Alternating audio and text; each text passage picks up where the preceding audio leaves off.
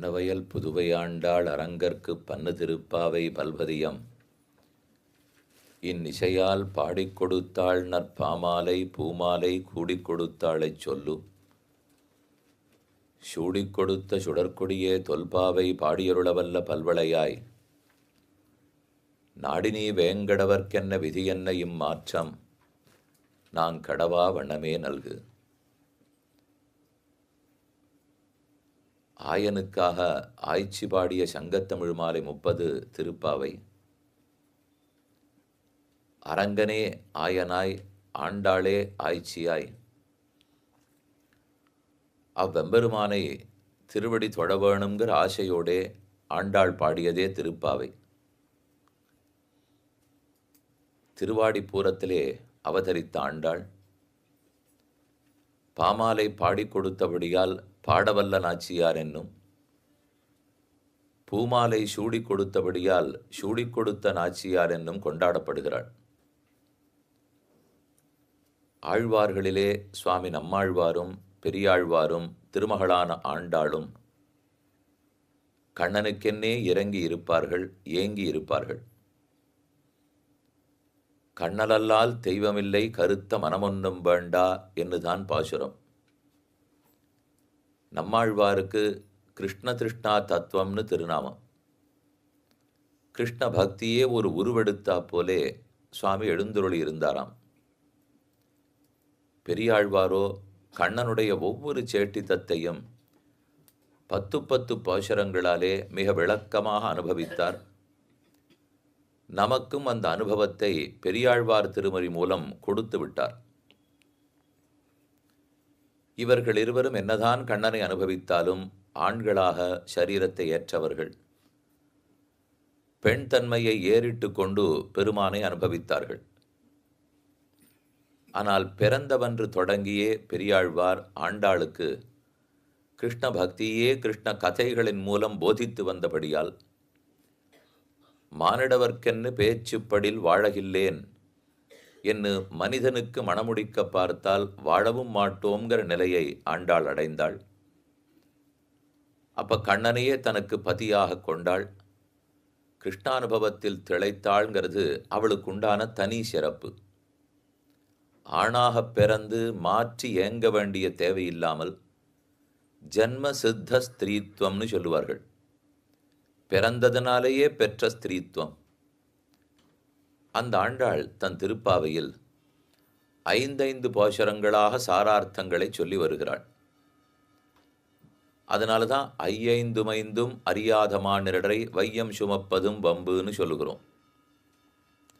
5 25, கடைசியாக ஒரு 5 சேர்த்தா மொத்தம் 30.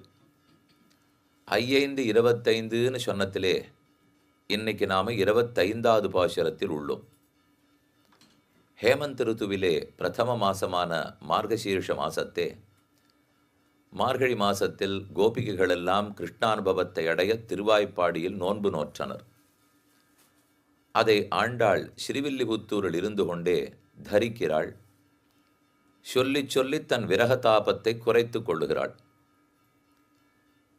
அதிலே முதல் 5 பாட்டால் நோன்பு நோற்க வந்திருக்கிறோமே, என்னென்ன செய்ய வேணும் செய்யக்கூடாதுன்னு கூறினாள். அது திருப்பாவைக்கே அவதாரிகை. அடுத்த 10 பாசுரங்கள் அதில் 10 பெண்களை எழுப்பிக் கொண்டாள். அது 10 கணக்கு பண்ணிக்கணுமானால் அடையாளங்கள் இருக்கும் 5, விடிந்தமைக்கு அடையாளங்கள் இல்லாத 5 என்ன, அதையும் 2 பாசுரங்களாக பிரித்து விடலாம். அடுத்த 5 பாசுரங்கள் விண்ணோர்களை எழுப்புமா போலே துவாரபாலகன், க்ஷேத்திரபாலகன், நந்தகோபாலன், யசோதை, பலராமன், நப்பின்னை ஆகியவர்களையெல்லாம் அழைத்தாள். அது இடைப்பெண்களை அழைத்ததற்கு அடுத்தபடி. அதுக்கப்புறம் 21வது பாசுரத்திலிருந்து 25வது பாசுரம் வரை தாங்கள் வந்தோம், வெகு விரைவில் வந்தோம், காலங்கார்த்தால் எழுந்து வந்திருக்கோம் என்று ஒரு துளி தங்கள் முயற்சியில் எண்ணமிருந்து கண்ணனிடத்தே நேரே உரையாடி அவனை எழுந்திருக்க வேணும், கட்டாட்சிக்க வேணும், நடந்து காட்ட வேண்டும், நடந்த திருவடிகளுக்கு பல்லாண்டு என்று 4 பாசுரங்களாலே சாதித்தாள். அடுத்து இன்றைய பாசுரம் 25வது பாசுரம் என்னான்னு பார்ப்போம். இத்தோட 25 பாசுரங்கள் கிரமம் முற்றிற்று. அதுக்கப்புறம் கடைசி 5 பாசுரங்கள். அதிலே 4 பாசுரங்களும் ஒரு பாசுரமுமாக பிரித்து கொள்ள வேண்டும். ஏன்னா அதில் 4 பாட்டு இடைச்சி பாவனையில் பாடுவது. அதில் கடைசி பாட்டு மட்டும் பட்டர்பிரான் கோத சொன்ன சங்கத்தமிழ் மாலை 30 என்று பெரியாழ்வாருடைய குமாரத்தின்னு பாடினது. இப்போ இந்த 4 பாசுரங்கள்னு கடைசியாக பார்த்தோமே, 26லேருந்து 29 வரை உயிர் உயிரான பாசுரங்கள். அதில் தான் ஆண்டாள் தான் வந்தோம்னு நினைத்ததே சிறுபிள்ளைத்தனம், அறியாத்தனம், அன்பினால சொல்லியிருக்கோம். இதெல்லாம் தப்பாகிவிட்டது. நாம் வருவதற்கு இன்று முயற்சி எடுத்ததா நினச்சின்னு இருக்கோம். ஆனால் அதற்காக அவன் பண்ணியிருக்கிற கிருஷி பெரு முயற்சி சொல்லவே ஒண்ணாது. அவனை நினைத்து நாம் உருகுவது எள்ளளவுன்னு இருந்தால் நம்ம நினைத்து அவன் உருகுவது மலையளவு என்கிற உண்மை ஆண்டாளுக்கு புரிகிறது. அது புரிஞ்சு பாடின பாட்டு தான் கடைசி 5 பாசுரங்கள். 21லேருந்து 30 வரைக்குமே, 21லேருந்து 29 வரை கண்ணனோட நேரே உரையாடல் தான். இருந்தாலும் அதை எப்படி 5 4மா பிரிச்சுக்கணும்னால், ஒரு எண்ணத்தோட தாங்கள் வந்தோங்கிற துரு எண்ணம் மிச்சம் இருக்குது. அத்தோட பாடினது முதல் 5. எண்ணமே தொலைந்து அவனன்னோ நம்மை கூப்பிட்டான், இதற்காக எத்தனை காலமாக எவ்வளவு முயற்சி எடுத்திருக்கார், இந்த உண்மை புரிந்து செயல்பட்டது கடைசி 4 பாசுரங்கள். அதில் கடைசி பாசுரம் பட்டர்பிரான் கோதைன்னு பாடினாள் என்று பேட்டிகா விபாகம். திருப்பாவையை இப்படியாகத்தான் பகுதி பகுதியாக பிரித்து நம்ம ஆச்சாரியர்கள் வியாக்கியானம் பண்ணி உள்ளார்கள். அதில் இன்னைக்கு 5 முடிய வேண்டிய 25வது பாசுரம், ஒருத்தி மகனாய் பிறந்து ஓரிரவில் ஒருத்தி மகனாய் ஒளித்து வளர தரிக்கிலானாகி தான் தீங்கு நினைந்த கருத்தை பிழப்பித்து கஞ்சன் வயிற்றில் நெருப்பென்ன நின்ற நெடுமாலே உன்னை அறுத்தித்து வந்தோம் பரதருதியாகில் திருத்தக்க செல்வமும் சேவகமும் யாம் பாடி வருத்தமும் தீர்ந்து மகிழ்ந்து ஏலோர் எம்பாவாய். வருத்தம் தீர வேண்டும், வருத்தமும் தீர வேண்டும், மகிழ்ச்சி ஏற்பட வேண்டும். 3ஆக பிரித்து கொள்ள வேண்டும். வருத்தம், வருத்தமும் தீர்ந்து, அப்படின்னா வருத்தம் தீரணும், வருத்தமும் தீரணும்னு தெரியறது. மகிழ்ந்து, வருத்தம் தீர்ந்துட்டா மட்டும் போருமா, மகிழ்ச்சி ஏற்பட வேண்டாமோ? அஜீர்ணம் தொலைஞ்சா பெரிய சமாச்சாரம்தான் வாஸ்தவம். அதுக்குன்னு அஜீர்ணம் தொலைஞ்சுட்டு சக்கரை பொங்கலே கிடைக்கலனால் அது பிரயோஜனம் இல்லையே. அதனால் வருத்தம் தீர வேண்டும், வருத்தமும் தீர வேண்டும், மகிழ்ச்சி கிடைக்க வேண்டும். இது ஏதோ அஜீர்ணத்தை பற்றியோ போகப் பொருளை பற்றியோ ஆண்டாள் சொல்ல வரவில்லை. இங்கு வருத்தம் தீர்தல், ஐஸ்வர்யத்தில் இருக்கும் ஆசை ஒழிதல். வருத்தமும் தீர்தல், கைவல்யானுபவத்தில் இருக்கும் ஆசை ஒழிதல். மகிழ்தல், பகவத் அனுபவ பிரீத்திகாரித கைங்கரியத்தை பெறுதல். இதில் 2 நமக்கு வேண்டாம்.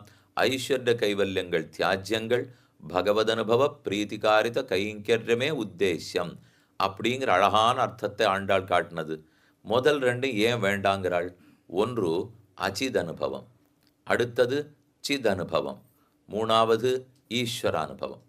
அச்சித் அனுபவத்தையும் தொலைத்து சித் அனுபவத்தையும் தொலைத்து ஈஸ்வரானுபவம் கிட்ட வேண்டும்.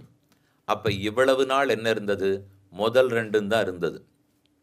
முதல் 2ன்னு கூட சொல்கிறதுக்கு இல்லை, 1 தான் இருந்தது. இப்போ எங்கேயும் நான் போய் கைவல்யானுபவம் ஆத்மானுபவம்லாம் பண்ணிட்டு இருக்கலையே.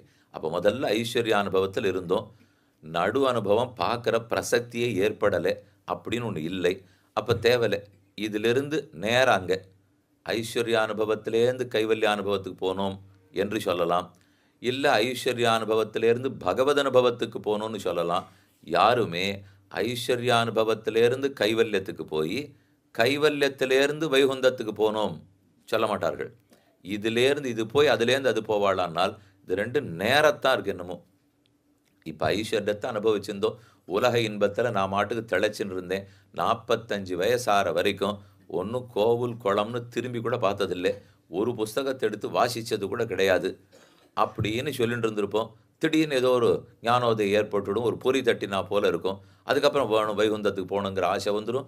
இதுதான் கடைசி பிறவியாக இருக்கணும்னு தோணும். அதுக்கு என்னென்ன முயற்சின்னு பார்ப்போம். அப்போ தான் அது இவன் முயற்சி இல்லை அவன் முயற்சின்னே தெரியும். இவர் இத்தனை நாளி தேடி கண்டுபிடிச்சிட்டு இது நம்ம முயற்சி போல் இருக்குன்னால் நீ இது புரிஞ்சுட்டு இருக்கிறது இன்னைக்கு தான். இப்போ என்னையிலேருந்தோ அவர் முயற்சி பண்ணிட்டு இருக்காருனால் ஐஸ்வர்யானுபவத்திலேருந்து அப்போ பகவான் அடைந்து அனுபவிக்கணுங்கிற ஆசை வந்துடும். அப்படி இல்லாமல் ஸ்வதந்திரங்கிற எண்ணம் அதிகமாக இருந்ததுனால், நான் ஸ்வதந்திரன், பகவானிடத்திலே வேண்டி கைவல்யத்தை பெறுகிறேன் அப்படிங்கிற எண்ணமும் வரலாம். அப்போ அப்படின்னா கைவல்ய அனுபவத்துக்கு போயிடுறான். போனால் அத்தோடு இருக்கிறது தான், பகவத் அனுபவத்துக்கு வந்தால் அத்தோடு இருக்கிறது தான். இவன் அங்கே போகிறதில்லை, அவன் இங்கே வர போகிறதில்லை. இப்படி ஒரு உலக அமைப்பை பெருமாள் பண்ணி வச்சிருக்கார்.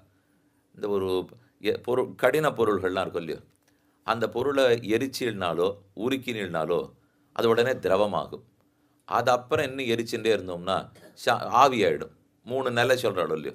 இப்போ இது கடினமாக இருக்கிறது, இது அதுக்கு அடுத்தது திரவமாக எடுத்து, இது உலோகங்களே சொல்லுவா.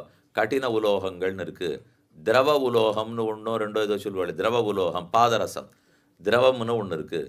அதுக்கப்புறம் 3வது ஆவியா பலதெல்லாம் இருக்குது. அதிலே நம்ம கார்த்தால பெருமாளுக்கு கற்பூர நீராஞ்சனம் சமர்ப்பயாமின்னு கற்பூரம் பண்ணுறோமோ இல்லையோ, அதுக்கு இப்போ விஞ்ஞான பாடத்திலே சொல்லுவா, எரிச்சா 3வது நிலைக்கு தானே போயிடும். நடு நிலைக்கு அது வரவே வராதுன்னு படிச்சிருக்கோமே. அது அப்படியே எரியும், எரிஞ்சு ஆவியா போயிடும்னால் அதுதான் இந்த ஐஸ்வர்ய அனுபவம் நேராக பகவத் அனுபவத்துக்கு போய்டுறது. நடுவில் ஒரு திரவ நிலைக்கே போகாமல் இங்கிருந்து நேராக அங்கே போய்டுறோமோ இல்லையோ. அதை போல இது ஐஸ்வர்யமும் தியாஜ்யம், கைவல்யமும் தியாஜ்யம், பகவத் அனுபவ பிரீத்திகாரித கைங்கரியம் உத்தேசியம். உத்தேசியம்ங்கிறது தான் இஷ்டம். தியாஜ்யம்னு எதை சொல்கிறோமோ அனிஷ்டம். அனிஷ்டம் தொலைய வேண்டும், இஷ்டம் கிடைக்க வேண்டும். அதைத்தான் வருத்தமும் தீர்ந்து மகிழ்ந்து. அனிஷ்டத்தை தொலைக்கிறதுக்கு 2 வார்த்தை, இஷ்டம் கிடைக்கிறது ஒன்று தான். வருத்தம் தீர்ந்து, வருத்தமும் தீர்ந்து, அனிஷ்டம் தொலைகிறது. இஷ்டப்பிராப்தி மகிழ்ந்து. ரொம்ப எளிமையான பாட்டு. இதுக்கு பெருசாக ஐஸ்வர்யம் கைவல்யம் பகவத் அனுபவம் ஆழ்வார்கள்லாம் இதுக்கு 4 பாட்டு அதுக்கு 8 பாட்டுன்னு பாடுவா. அது எதுவுமே பாடாமல் வருத்தம் தீரணும், வருத்தமும் தீரணும். எங்கள் பாஷையிலே எங்கள் இடைக்குலத்தில் இவ்வளவு தானா எங்களுக்கு சொல்ல தெரியும். உனக்கு எத்தனையோ தெரிஞ்சிருக்கலாம். வசிஷ்டர் வாமதேவரும் விஸ்வாமித்திரரும் பெருமைக்கு தகுந்த மாதிரி பாடலாம். நமக்கு அதெல்லாம் தெரியாது. வருத்தத்தை தீரு மகிழவை என்ன ஆண்டாள் பிரார்த்தனை. இந்த பாசுரத்தில் என்ன சொல்ல வருகிறாள்? எப்படி வருத்தம் தீரும் மகிழலாம்? கண்ணன் பகவத்கீதையில் 4வது அத்தியாயத்தில் சொல்லும்போது, ஜன்ம கர்மச்ச மே திவ்யம் ஏவம் யோவேத்தி தத்வதா தியக்த்வா தேகம் புனர்ஜன்ம நைதி மாமேதி சோர்ஜுன. என்ன பண்ணா என்ன அடைகிறான்னு சொல்றார். ஜன்ம கர்மச்ச மே திவ்யம், நான் என்னுடைய பிறப்பு ரொம்ப திவ்யமானது அர்ஜுனா. நான் வளர்ந்தது சேட்டித்தான் இன்னும் திவ்யமானது. என் திவ்யமான ஜென்மத்தையும் திவ்யமான கர்மத்தையும் யார் உண்மையை புரிந்து கொள்ளுகிறானோ, ஜன்ம கர்மச்ச மே திவ்யம் ஏவம் வேத்தி யோ வேத்தி தத்வதா வேத்தி, யார் ஒருத்தன் அதை பற்றி தப்பாக புரிஞ்சிக்காமல் உண்மையை புரிந்து கொள்ளுகிறானோ. நான் திருடினேன்னால் அது உலகப் பேச்சா இருக்கே, உண்மையை தெரிஞ்சிட்டியா? 16,000 பேரை கல்யாணம் பண்ணிட்டேனால் அது உலகத்தில் பெரிய வழக்கே வந்துடுத்தே, அப்படிங்கிறது என்னன்னு உண்மை புரிஞ்சுட்டியா? நான் பொய் சொன்னேன்னு சொன்னால் 7 பொய்கள் உரைப்பான்னு சொல்கிறாரே, அதனுடைய உண்மையை தெரிஞ்சுனுட்டியோ? உண்மையை தெரிந்து கொண்டு என்னை உபாசித்தாயானால் ஏவம் யோவேத்தி தத்வதா தியக்த்வா தேகம், அப்போ அந்த பிறவியோடு முடிந்து விடுகிறது. தேகத்தை துறக்கிறான், அடுத்த பிறவி எடுப்பதில்லை. புனர்ஜன்ம ந ஏதி, புனர்ஜன்மத்தை அவன் மறுபடியும் அடைவதில்லை. புனர்ஜன்மன ஏத்தின்னு சொல்லச்சே அனிஷ்டம் போகிறதுன்னு அர்த்தம். அப்போ அதுக்கு இஷ்டம் வேணுமோ இல்லையோ? மறுபடியும் அனிஷ்டம் தொலைந்ததை புனர்ஜன்மம் இல்லைன்னு சொல்லிட்டார். அப்போ எது இஷ்டம்? மாமேதி சோர்ஜுன. மாம்னா என்னை, ஏத்தி அடைகிறான். அப்போ என்னை அடைகிறான்ங்கிறது இஷ்டம். புனர்ஜன்ம நைத்திங்கிறது அனிஷ்டம் தொலைதல். அதை அப்படியே பாண்டாள் பாசுரத்தில் வச்சுனுட்டால் புனர்ஜன்ம நைதி வருத்தம் வருத்தம் தீர்தல், மாமேதி மகிழ்தல். அப்போ அங்கே புனர்ஜன்ம நைதி மாமேதி சோர்ஜுனான்னு சொன்னார். அது கீதோபனிஷத்து, ஆண்டாளுடையது கோதோபனிஷத்து. அதனால தான் மகிழ்ச்சி வருத்தமும் தீர்ந்து மகிழ்ந்துன்னு கூறினாள். இப்போ முதல் வரியை பார்க்கணுமே, ஒருத்தி மகனாய் பிறந்து ஓரளவில் ஒருத்தி மகனாய் ஒழித்து வளர. இதுதான் ஜன்ம கர்ம 2ஐயும் உண்மையாக தெரிஞ்சுக்கிறது. இதை அவதார ரகசிய ஞானம், அவதார ரகசிய ஞானத்தோடு பண்ணப்படுற உபாசனம்னு குறிப்பிடுகிறார்கள். நாம் உபாசிக்கிறோம், அதாவது பக்தி யோக நிஷ்டன் பக்தியை உபாயமாக கொண்டு பெருமானை அடைய முற்படுகிறார். பக்தி உபாயம், அதற்கு அனாதி காலமாக பாப்பங்கள்லாம் தடுத்துட்டு இருந்தன, அதெல்லாம் கர்மயோக ஞான யோகத்தால் விலக்கி விட்டார். இதுக்கப்புறம் பக்தி உபாயமாக பண்ண ஆரம்பித்தார். அது மெதுவாக பரிணாமத்தை அடையும். பரபக்தி தசை, பரஜானம்னு ஆகும். பரஜான தசை பரமபக்தின்னு ஆகும். அப்போ பரபக்தி பரஜான பரமபக்திகளாய் மெதுவாக அது பழுக்கும், மெதுவாக முதிரும். இதே சமயத்தில் இன்னொன்று நடக்கும். இவன் செஞ்சுட்டு இருக்கிற உபாசனம் முதிர முதிர இவனுடைய அனாதிகால பாபங்கள் எரிந்து கொண்டே இருக்கும். இந்த பாபங்கள் எரிய எரிய பக்தி முதிர்ந்து கொண்டே இருக்கும். இது ரெண்டுத்துக்கும் கணக்கு போடுறதுக்கு வழி கிடையாது. ஆனால் இது கொஞ்சம் நடந்தால் இது துளி நடக்கும், இது துளி நடக்க அது கொஞ்சம் நடக்கும். இப்படியே எவ்வளவு நாட்கள் செல்லும்? நாட்கள்னு வச்சுனோட வேண்டாம், சில ஜென்மங்கள் கூட ஆகலாம். என்ன பிராரப்த கர்மத்தை இவன் தொலைச்சி தான் ஆகணும். பக்தனா நான் வந்து நிற்கிறேன், நீ தான் தொலைக்கணும், மோட்சத்தை கொடுக்கணும்னு பிரார்த்தித்த உடனே சஞ்சித கர்மங்கள் அனைத்தையும் பெருமான் தொலைக்கிறார். ஆனால் பிராரப்த கர்மங்களை தொலைப்பதில்லை. பிராரப்த கர்மம்னால் பலத்தை அனுபவிக்க ஆரம்பிச்சுட்ட கர்மங்கள். நாம் செஞ்சிருக்க கர்மம் இப்போ செஞ்ச உடனே நேராக அது ஒரு பெரிய பானையில் போய் சேர்ந்துடும். பெரிய கூடை, சஞ்சித கர்மாங்கிற கூடை, அதுதான் நம்ம சேர்த்து சேர்த்து வச்சிருக்கிற கர்மங்கள். அதில் போய் சேர்த்து விடுகிறார். அதிலேருந்து கொஞ்சம் கொஞ்சமாக எடுத்தெடுத்து தான் நாம் அனுபவிக்கிறோம். நிறையா ஒரு பெரிய நிறுவனத்துக்கு கிளைகள் வச்சுருப்பா. இந்த தெருவில் ஒரு கிளை, அடுத்த தெருவில் ஒரு கிளை, அடுத்த தெருவில் ஒரு கிளை. எல்லா இடத்துலையும் வியாபாரம் ஆகும். எல்லாரும் அங்கங்கேருந்து பணத்தை வசூல் பண்ணுவா. அந்தந்த கிளையில் வசூல் பண்ணத்தை அங்கங்கவே செலவழிச்சிக்கலாமானால் அனுமதிச்சா பெரிய குழப்பமாக போடும்.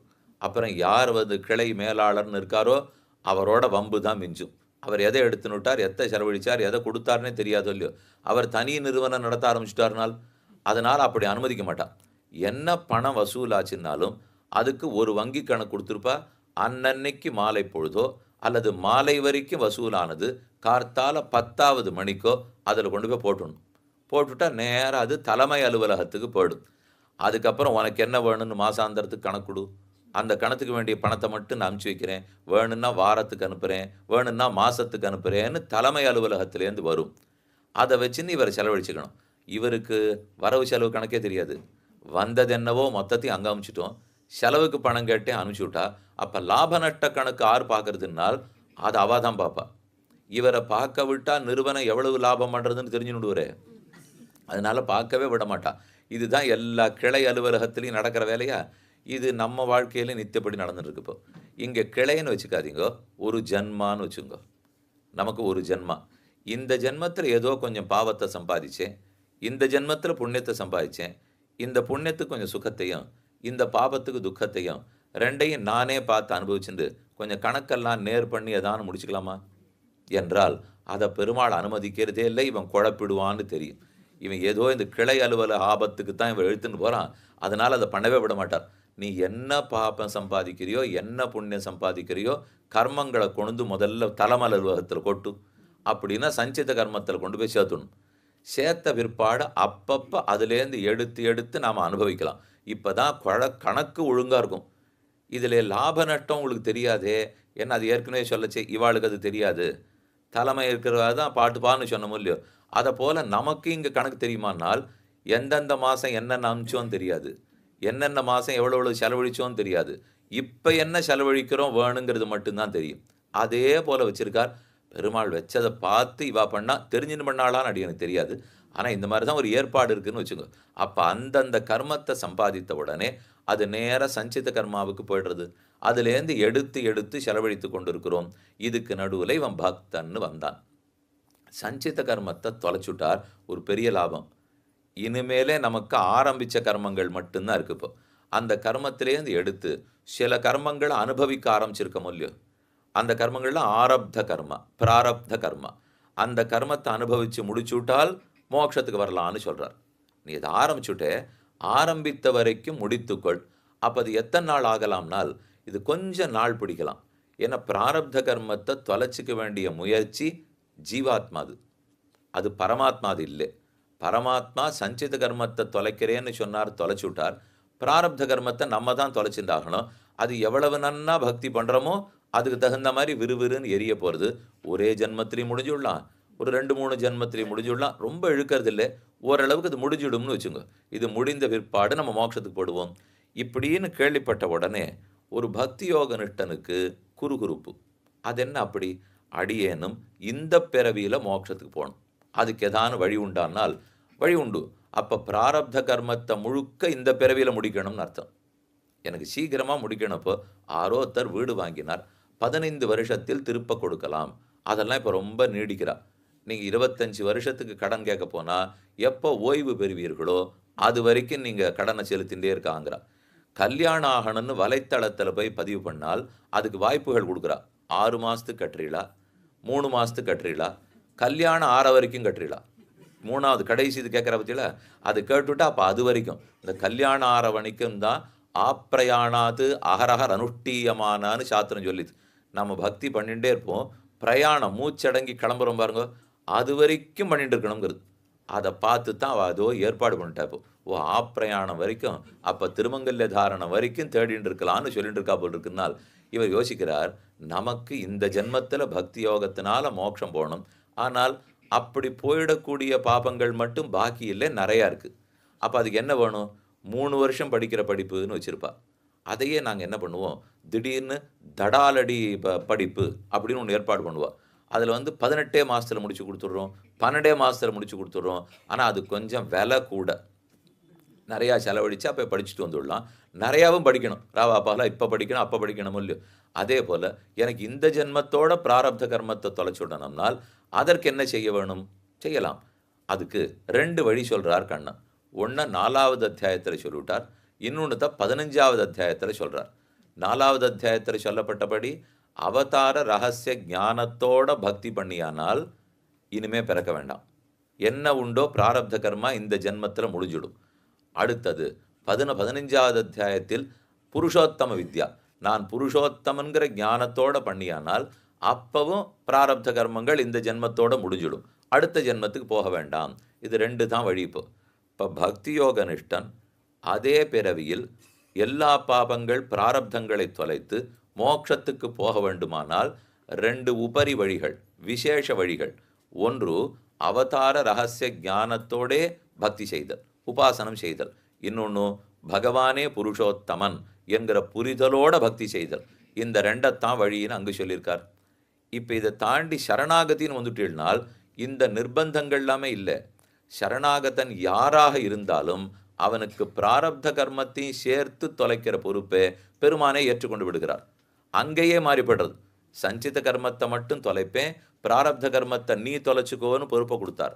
ஆனா கீதையில சொல்லும்போது, அகம் துவா சர்வ பாபேபியோ மோக்ஷயிஷ்யாமி, உன்னை எல்லா பாபங்களில் நின்னும் விடுவிக்கிறேன்னால் பிராரப்த கர்மங்கள்லேருந்து விடுவிச்சுடுறேன் தான் அர்த்தம்.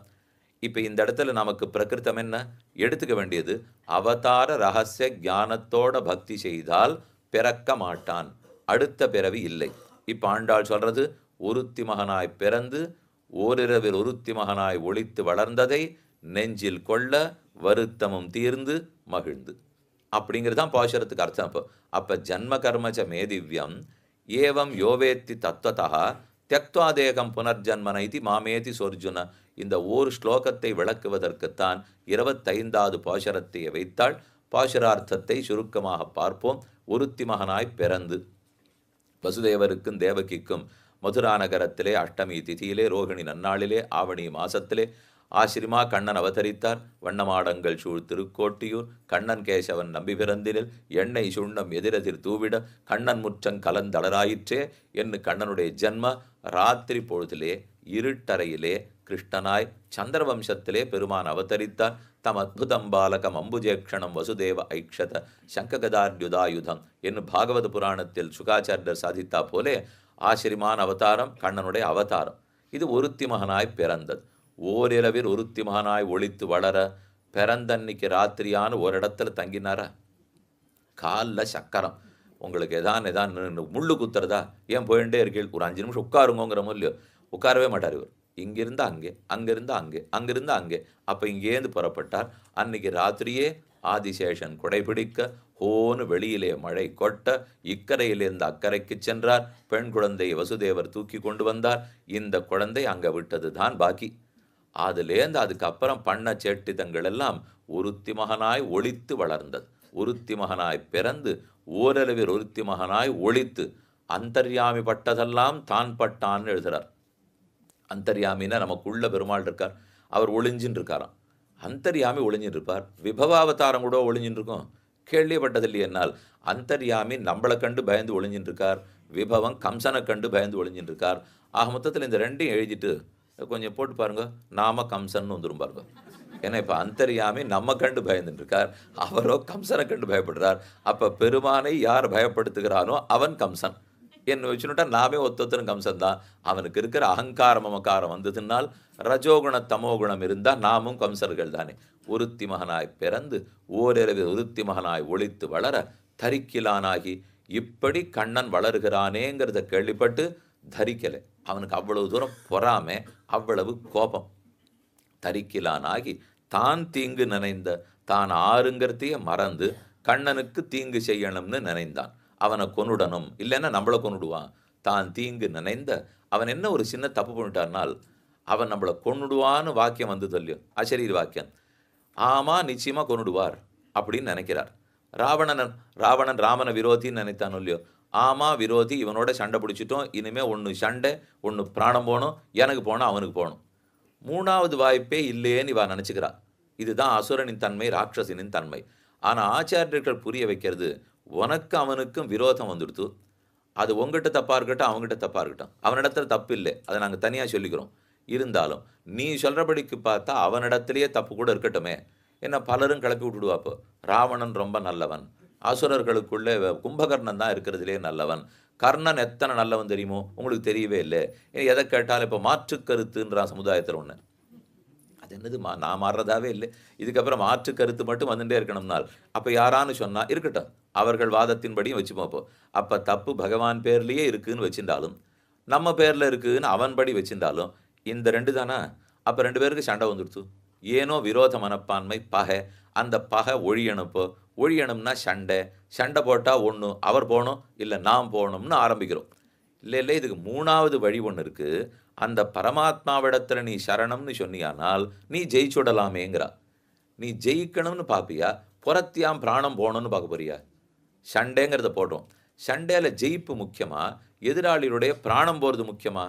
நான் ஏதோ ராஜ்யம் வேணுங்கிறதுக்காக சண்டை போடுறேன்னால் ஜெயிக்கிறது தான் முக்கியம், ஏன்னா ஆளணும். அதுக்கப்புறம் பழி தீர்த்துறதுக்கு சண்டை போடுறேன்னால் அப்போ பிராணம் போகிறது முக்கியம். இப்போ ரெண்டுத்துக்குள்ளே நாம் என்ன பண்ணிட்டு இருக்கோம் பெருமானிடத்தில்? நாம் பண்ணுறது ராஜ்யம் என்னது, நானே சுதந்திரன், இதை சொல்லத்தானே மொத்த அசுர ராட்சசர்களும் பிரயத்தனப்பட்டுட்டே இருக்கா. அவர்களுக்கு இன்னொருத்தனுடைய சுவாதந்திரத்தை ஒத்துக்க முடியாது, தான் சுதந்திரன்னு நினைக்கிறா. அதனால என்ன ஆகிடுறது, சரணம்னு சொல்லிவிட்டால் மூணாவது வழியாக நாம் ஜெயிச்சுடலாமேன்னு அவளுக்கு தோன்றதில்லை. அவளுக்கு தோன்றது, நான் சுதந்திரனாச்சே, நான் எப்படி சரணம்னு சொல்லுவேன்? இதனால தான் ரெண்டுமே இப்போது ஒன்றுக்கு ஒன்று பொருந்த மாட்டேங்கிறது. நான் சுதந்திரன் நினைக்கிறான், அப்போ எப்படி பரதந்திரன் பண்ண வேண்டிய சரணாகதியை பண்ணுவேன்? பண்ணுறதே இல்லை. அதனால கடைசி வரைக்கும் சண்டையா. இப்போ யாருக்கெல்லாம் அந்த சுவாதந்திர மனப்பான்மை வந்துடுத்தோ ஒத்துரும் அப்போ சரணாகதிக்கு வரமாட்டா. இது அசுர ராட்சசர்கள்னு ஒரு படம் போட்டெல்லாம் வைக்கவே வேண்டாம். இப்போ அவன் எதனால் சரணம்னு வரமாட்டேங்கிறான்? ஒன்று வெட்டு, ஒன்று நீ போகணும் நான் போகணும். ஏன் சொல்கிறாருனால் தான் சுதந்திரன், சரணம்னு சொல்ல முடியாது. சுவாதந்திரத்தை ஸ்தாபிக்கிறதுக்கு தானே அவன் பண்ணுற முயற்சியே. அப்போ இதே சுவாதந்திரிய அபிமானம் எந்த ஜீவனிடத்தில் இருந்தாலும் அவன் தேவனாக இருக்க மாட்டான், மனுஷனாக இருக்க மாட்டான், அவன் அசுரனாக தான் இருப்பான், அவன் ராட்சசனாக தான் இருப்பான். அதனால தான் இந்த சுவாதந்திரியாபிமானத்தை கண்டு ஆச்சாரியர்களுக்கு ரொம்ப பயம். நான் சுதந்திரன்னு நினைத்தாலே அசுர வாசனை அடிக்க ஆரம்பிச்சிடும் போல் இருக்கே. தரிக்கிலானாகி இவனால் தரிக்க முடியல. எது தரிக்க முடியாது? இன்னூத்தர் கடவுளாம், இன்னூத்தர் சுதந்திரனாம், அவனுக்கு நாம் பரதந்திரனாம்கிறத தரிக்கிலானாகி. இவன் தரிக்கிலானாகில்னா அவன் வளர்றான், இவனுக்கு பிராணம் போட போகிறதேன்னு தரிக்கிலானாகிலாம் பெரிய விஷயம் இல்லை இவனுக்கு. இப்போ ஏன்னா இந்த அசுர ராட்சசர்கள்லாம் அவள் பண்ணியிருக்கிற தபஸை பார்த்தா பிராணனை பற்றி கவலையப்படாமல் பண்ணியிருக்கா. உடம்புல எலும்பு தோல் மட்டும்தான் பாக்கி. 1,000,000 வருஷம் ஹிரண்யகசிபு தபஸ் பண்ணியிருக்காங்கிறா. அவள் பண்ண தபஸெல்லாம் நம்மளால் நினச்சி கூட பார்க்க முடியாது. நமக்கு ஒரே ஒரு வேளை ராத்திரி மணி கொஞ்சம் பலகாரம் பண்ணிட்டு இருந்து பாருன்னு சொன்னாலே, பல ஆகாரம் இருந்தால் சரி, நீர் பலகாரம்லாம் பண்ண சொன்னால் முடியாது. இதுக்கு தான் நாங்கள் சரணாகதின்னு பிடிச்சிருந்தாச்சு. இந்த தபஸு குண்டூசி மேலே, மலைக்கு மேலே, ஜலத்துக்குள்ளே, இதெல்லாம் நமக்கு ஆகா சுவாமி, நிம்மதியாக பிரசாதமே சாப்பிடுவோம், அவர் திருவடிகளே பிரசாதமாக எடுத்துப்போம் கொடுத்துருவாரானால் இது நம்முடைய நிலை. இதெல்லாத்தையும் பார்க்கச்சே அசுரனும் ராட்சசனும் ஓஹோன்னு சக்தி வச்சுருக்கா. அவளுக்கு அத்தனை நிஷ்டையெல்லாம் இருக்குது. ஆனால் அந்த நிஷ்டையை காட்டிலும் வம்பு எங்கே வந்தது? சுவாதந்திரியம். நான் சுதந்திரன்னு சொன்னான். அப்போ அது துளி நம்மக்கிட்ட ஒட்டின்னு இருந்ததுனாலும் நமக்கு அந்த தன்மை வந்துடும்.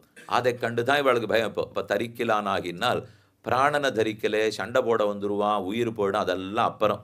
அதெல்லாம் அவ சமாளிச்சுடுவா. தரிக்கிலான், இன்னொருத்தனா, இன்னொரு சுதந்திரனா, இன்னொரு கடவுளா, நான் தானே உலகத்துக்கே தலைவன்னு தோன்றது. அப்ப தரிக்கிலானாகி தான் தீங்கு நினைந்த அவனை முடிச்சுடணும். தான் தீங்கு நினைந்த கருத்தை பிழைப்பித்து, அப்படி நினைத்தியான அந்த கருத்தை போக்கி விடுறார். ஏன் அவனை கொன்றுன்னு சொல்லாமல், கம்சனை அழித்துன்னு சொல்லாமல், ஏன் தீங்கு நினைந்த கருத்தை பிழப்பித்துங்கிறார்? தீங்கு நினைத்தது எதனால்? அகங்கார மமகாரத்தால். அவனை பற்றி தரிக்காம போனது சுவாதந்திரியாபிமானத்தால். தீங்கு நினைந்தது அகங்கார மமகாரத்தால். அப்ப எதை போக்க வேண்டும்? இவனை அழிக்க முடியாது, கம்சன்க ஆத்மாவை அழிக்க முடியாது. அந்த ஆத்மாவிடத்துல வந்திருக்கிற தரிக்கிலாமை, ஆத்மாவிடத்தில் இருக்கிற தீங்கு நினைத்தல், சுவாதந்திரியாபிமானம், அகங்காரம், மமகாரம், இதைத்தான் பகவான் போக்க முடியுமே தவிர ஆத்மாவை அழிச்சுட்டால் ஒன்றும் அழிக்க இயலாது. அப்படியே அவர் அழிக்கணும்னு முடிவு பண்ணா கூட மாட்டார். இந்த சொத்து தன்னை வந்து சேரணுங்கிறதுக்காக எவ்வளவு மெனக்கட்டிருக்கார். அப்படி இருக்கிறச்சு அவர் எதுக்கு அழிக்க போறார்? அதனால தான் பாட்டு ஜாகிரதையா இருப்பாருங்க. தரிக்கிலானாகி தான் தீங்கு நினைந்த கருத்தை பிழப்பித்து, கருத்தைத்தான் தப்புன்னு ஆக்கிவிட்டார். சுதந்திரம் நினைக்கிறியே கருத்து தப்பு, அகங்கரிக்கிறியே கருத்து தப்பு, மமகரிக்கிறியே கருத்து தப்பு. அப்ப என்ன தெரிஞ்சுக்கணும்? பரதந்திரன்னு தெரிஞ்சுக்கோ, தேவரீர் சேஷன்னு தெரிஞ்சுக்கோ, நீ சேஷபூதன்னு தெரிஞ்சுக்கோ, பரதந்திரன்னு நினைச்சுக்கோ. கருத்தை பிழைப்பித்து கஞ்சன் வழித்தில் நெருப்பென்ன நின்ன நெடுமாலே, கம்சனுடைய வயிற்றில் நெருப்பாக நின்றார். எல்லார் வயத்திலையும் நிற்கிறார் நெருப்பா. இது அவன் வயத்தில் மட்டும் இல்லை. அகம் வைஸ்வானரோ பூத்வா பிராணினாம் தேகமாசிரித்தான்னு சொல்றார். பார்த்தா தோணும், இவர் தான் எல்லார் வயத்திலையும் நான் தான் நெருப்புங்கிறாரே, இது என்ன கஞ்சன் வயத்தில் நெருப்பு என்னன்னால், நம்ம வயத்தில் நெருப்பா இருந்தாலும் சுடாமல் இருக்காருன்னு அர்த்தம். அவன் வயத்தில் நெருப்பாக இருந்தால் சுட்டுட்டார்னு அர்த்தம். நெருப்பு இருக்கத்தான் இருக்கும். இப்போ சூரியன் இருக்கார், இப்போவும் தான் ஒளி இருக்குது, சுட்டுதான் இல்லையா? மார்கழி மாதம் சுடலை, சித்திரை மாதம் சுடுறது, அதுக்குன்னு சூரியனே இல்லாத போயிட்டாரன்னா. அதை போல பெருமானும் நமக்குள்ளே இருக்கிறார். இருக்கும்போது நெருப்பாக இருந்து சமனம் மட்டும் பண்ணுறார், தளிகை பண்ணுறதுக்காக உள்ளே இருக்கேங்கிறார். ஆனால் கம்சனையே தெளிவு பண்ணிட்டார். இங்கே நம்ம கம்சன் சாட்டத்தை நம்ம தெளிவு பண்ணிட்டு இருக்கோம், ஆனால் அங்கே கம்சனையே தெளிவு பண்ணிட்டார். கஞ்சன் வயிற்றில் நெருப்பென்ன நின்ன நெடுமாலே, உன்னை அறுத்தித்து வந்தோம் பறைதருதியாகில், நெருப்பாக நின்னான் நெடுமால். ரொம்ப நாளைக்கு பித்தனா அன்போடு இருந்தவர். மால் பித்தன், அன்புடையவர், ஆசிரித்தர்கிட்ட அத்தனை வியாமோகம் இருக்கிறவர். நெடுமால் ரொம்ப நாளாக ஞாபகத்தில் வச்சுருக்காருன்னா 10 வருஷம்னா. பிறந்தன்னைக்கு ராத்திரி கிளம்பி ஓரிரவில் ஒருத்தி மகனாய் ஒளித்து வளர போயிட்டார். அதுக்கப்புறம் 10 திருநக்ஷத்திரங்கள் அங்கேயே கோகுலத்தில் இருந்தார். நந்த கிராமம், பிருந்தாவனம், காமியவனம், கோவர்தனம், யமுனைக்கரை, எத்தனை எல்லா இடத்துக்கும் 10 வருஷங்களை இப்படி அப்படி சுத்திட்டார். அதுக்கப்புறம் இப்போ திரும்ப வந்திருக்காருனால் உள்ளூர ஒரு ஏழை அப்படி சோகம் ஓடிண்டே இருக்கான். பெத்தவர்களை அன்னைக்கு சேவிச்சோம், அதுக்கப்புறம் இன்னி வரைக்கும் நம்ம பார்க்கவே இல்லை, சேவிக்கவே இல்லை. அப்போ எல்லா காரியம் எழுந்திருக்கு சேவோம். இதை முடிச்சுட்டு அவர்கிட்ட போகலாமா, இதை முடிச்சுட்டு அவர்கிட்ட போகலாமா, என்னே காலம் தள்ளின்னு இருக்கான். இப்போ கஞ்சன் வயிற்றில் நெருப்பென்ன நின்னார், அது முடிஞ்சுடுத்து. இப்போ பிரதிபந்தகம் தொலைஞ்சு போச்சு. பிரதிபந்தகம்னா தடுப்பு. எது இவ்வளவு காலம் தடுத்து கொண்டு இருந்ததோ தடுப்பு விலகிவிட்டது. தடுப்பு விலகின உடனே ஆசை நிறைவேறணும் இல்லையோ? ஆசை பெற்றோரிடத்தில் மால், அது 10 வருஷம் ஆசை, நெடுமால். அப்ப நெடுமால் ஓட்டமா காராகிரகத்துக்கு ஓடினார். வசுதேவரையும் தேவகியும் விழுந்து தண்டம் சமர்ப்பித்தார். அதைத்தான் நெருப்பென்ன நின்ன கஞ்சன் வயிற்றில் நெருப்பென்ன நின்ன நெடுமாலே. இப்ப ஆண்டாளுக்கு புரிஞ்சு போச்சு. திடீர்னு நெடுமால்னு எதற்கு கொண்டாடுகிறாள்னால், உனக்கு ஆசிரித்தர்களிடத்துல ரொம்ப நாளா பிரீத்தி இருக்குன்னு எங்களுக்கு தெரியும். இப்ப இந்த பாட்டோட முடிஞ்சிடும். நாளைக்கு பாசுரத்திலிருந்து நாம் அவனிடத்துல வைத்த பிரீத்தியா, நம்ம முயற்சியா, அவன் நினைவு வச்சுருக்கிறதாங்கிற நில மாறுபடுறதுங்கிறத விண்ணப்பிச்சேன்னா, அந்த நில மாறுபாட்டை 2 சொல்றது. இந்த பாட்டில் நெடுமாலேன்னு வருது, ஆரம்பம் அடுத்த பாட்டு மாலேன்னு. மாலே மணிமண்ணான்னு அடுத்த பாட்டு ஆரம்பம். இந்த நெடுமாலுக்கும் மாலுக்கும் தொடர்பு என்ன? நாம முயற்சித்தது தான்ங்கிறத ஆண்டாள் நினச்சிட்டு இருக்க. நெடுமால் இப்போ இல்லை, இதுவான 25 நாளோட முடிஞ்சு போச்சு. 250 பிறவிகளாக அனந்த கோடி ஜென்மங்களாக அவர்னா ஒவ்வொரு ஜீவனை பற்றி ஞாபகம் வச்சுருக்கார். எதுக்கோ பெருமாளுக்கு சர்வஜத்துவம் சர்வசக்தன்னு சொல்லிகிட்டே இருக்கும். அத்தனை ஞானம் இருக்குது, அத்தனை சக்தி இருக்குன்னுட்டு. கடைசியில் எதுக்கு தேவை தெரியுமோ? அது இத்தனை கோடிக்கணக்கான ஜீவராசிகள், கோடிக்கணக்கான பிறவிகளிலே ஒவ்வொருத்தனும் கோடிக்கணக்கான கர்மங்களை பண்ணிவிட்டு இஷ்டத்துக்கு சுற்றி இருந்தால், இத்தனை ஞாபகம் வச்சுன்னு ஒவ்வொருத்தனா அவனவனுக்கு முன்னேற்ற பாதைன்னு எத்தனை பேருக்கு பாதை போடுவார்? இத்தனை பாதையும் நினைவுக்கு இருக்கணுமே. இத்தனை பேருடைய பாப புண்ணியங்கள் ஞாபகம் இருக்கணும். இத்தனை பாதம் ஞாபகம் இருக்கணும். அவன் முன்னேறானான்னு பார்த்துட்டு இருக்கணும். அந்த முன்னேற்றத்தில் அவனுக்கு என்ன தடங்கள் வருதோ அதுக்கு தகுந்து பாட்டை கொடுக்க போகிறோமா, ஸ்லோகத்தை கொடுக்க போகிறோமா, பயத்தை கொடுக்க போகிறோமா, பிரியத்தை கொடுக்க போகிறோமா, ஆழ்வார் அனுப்ப போகிறோமா, ஆச்சாரியன் அனுப்ப போகிறோமா, ஒவ்வொருத்தனுக்குமா வச்சுருப்பா. இப்போ பொதுவாக நம்ம பள்ளிக்கூடத்துக்கு போகிறோம். அந்த இடத்துல பாடம் படிக்கிறோன்னா 40 பிள்ளைகள் உட்காந்து வச்சிருப்பா. 32 பேர், 42 பேர், 52 அது எல்லோரும் உட்காந்துருக்கும். உட்காந்து ஒரு வாத்தியார் பாடம் நடத்திடுவார். அது ஓரளவு நம்ம சரியாக இருக்கோன்னு வச்சுங்க. அவர் சொன்னதை கேட்டு நடுவோம், புரிஞ்சு நடுவோம். அதனால் மொத்த வகுப்புக்கும் சேர்த்து ஒரே பாடம் நடத்துவார், போயிடுவார். ஆனால் கொஞ்சம் நமக்கு அதில் வளர்ச்சி போகிறலேன்னு வச்சுங்களேன். இப்போ சில பிள்ளைகளுக்கு அவ்வளோ வளர்ச்சி இருக்காது. அவர்கள்லாம் இப்போ விசேஷமாக பார்க்க வேண்டிய தேவை வரும். அதுக்கு என்ன செய்வா, வளர்ச்சி இல்லாத குழந்தைய ஒரு வாத்தியார் ஒரு குழந்தை அப்படின்னு தனித்தனியாக உட்காந்து வச்சுப்பா. அது தனித்தனியாக அந்தந்த குழந்தைக்கு முன்னேற்ற பாதைன்னு ஒன்று போட்டு வச்சுப்பா. அந்தந்த குழந்தை எப்படி முன்னேறணுமோ சொல்லிக் கொடுக்கறதுக்கு ஆரம்பிப்பா.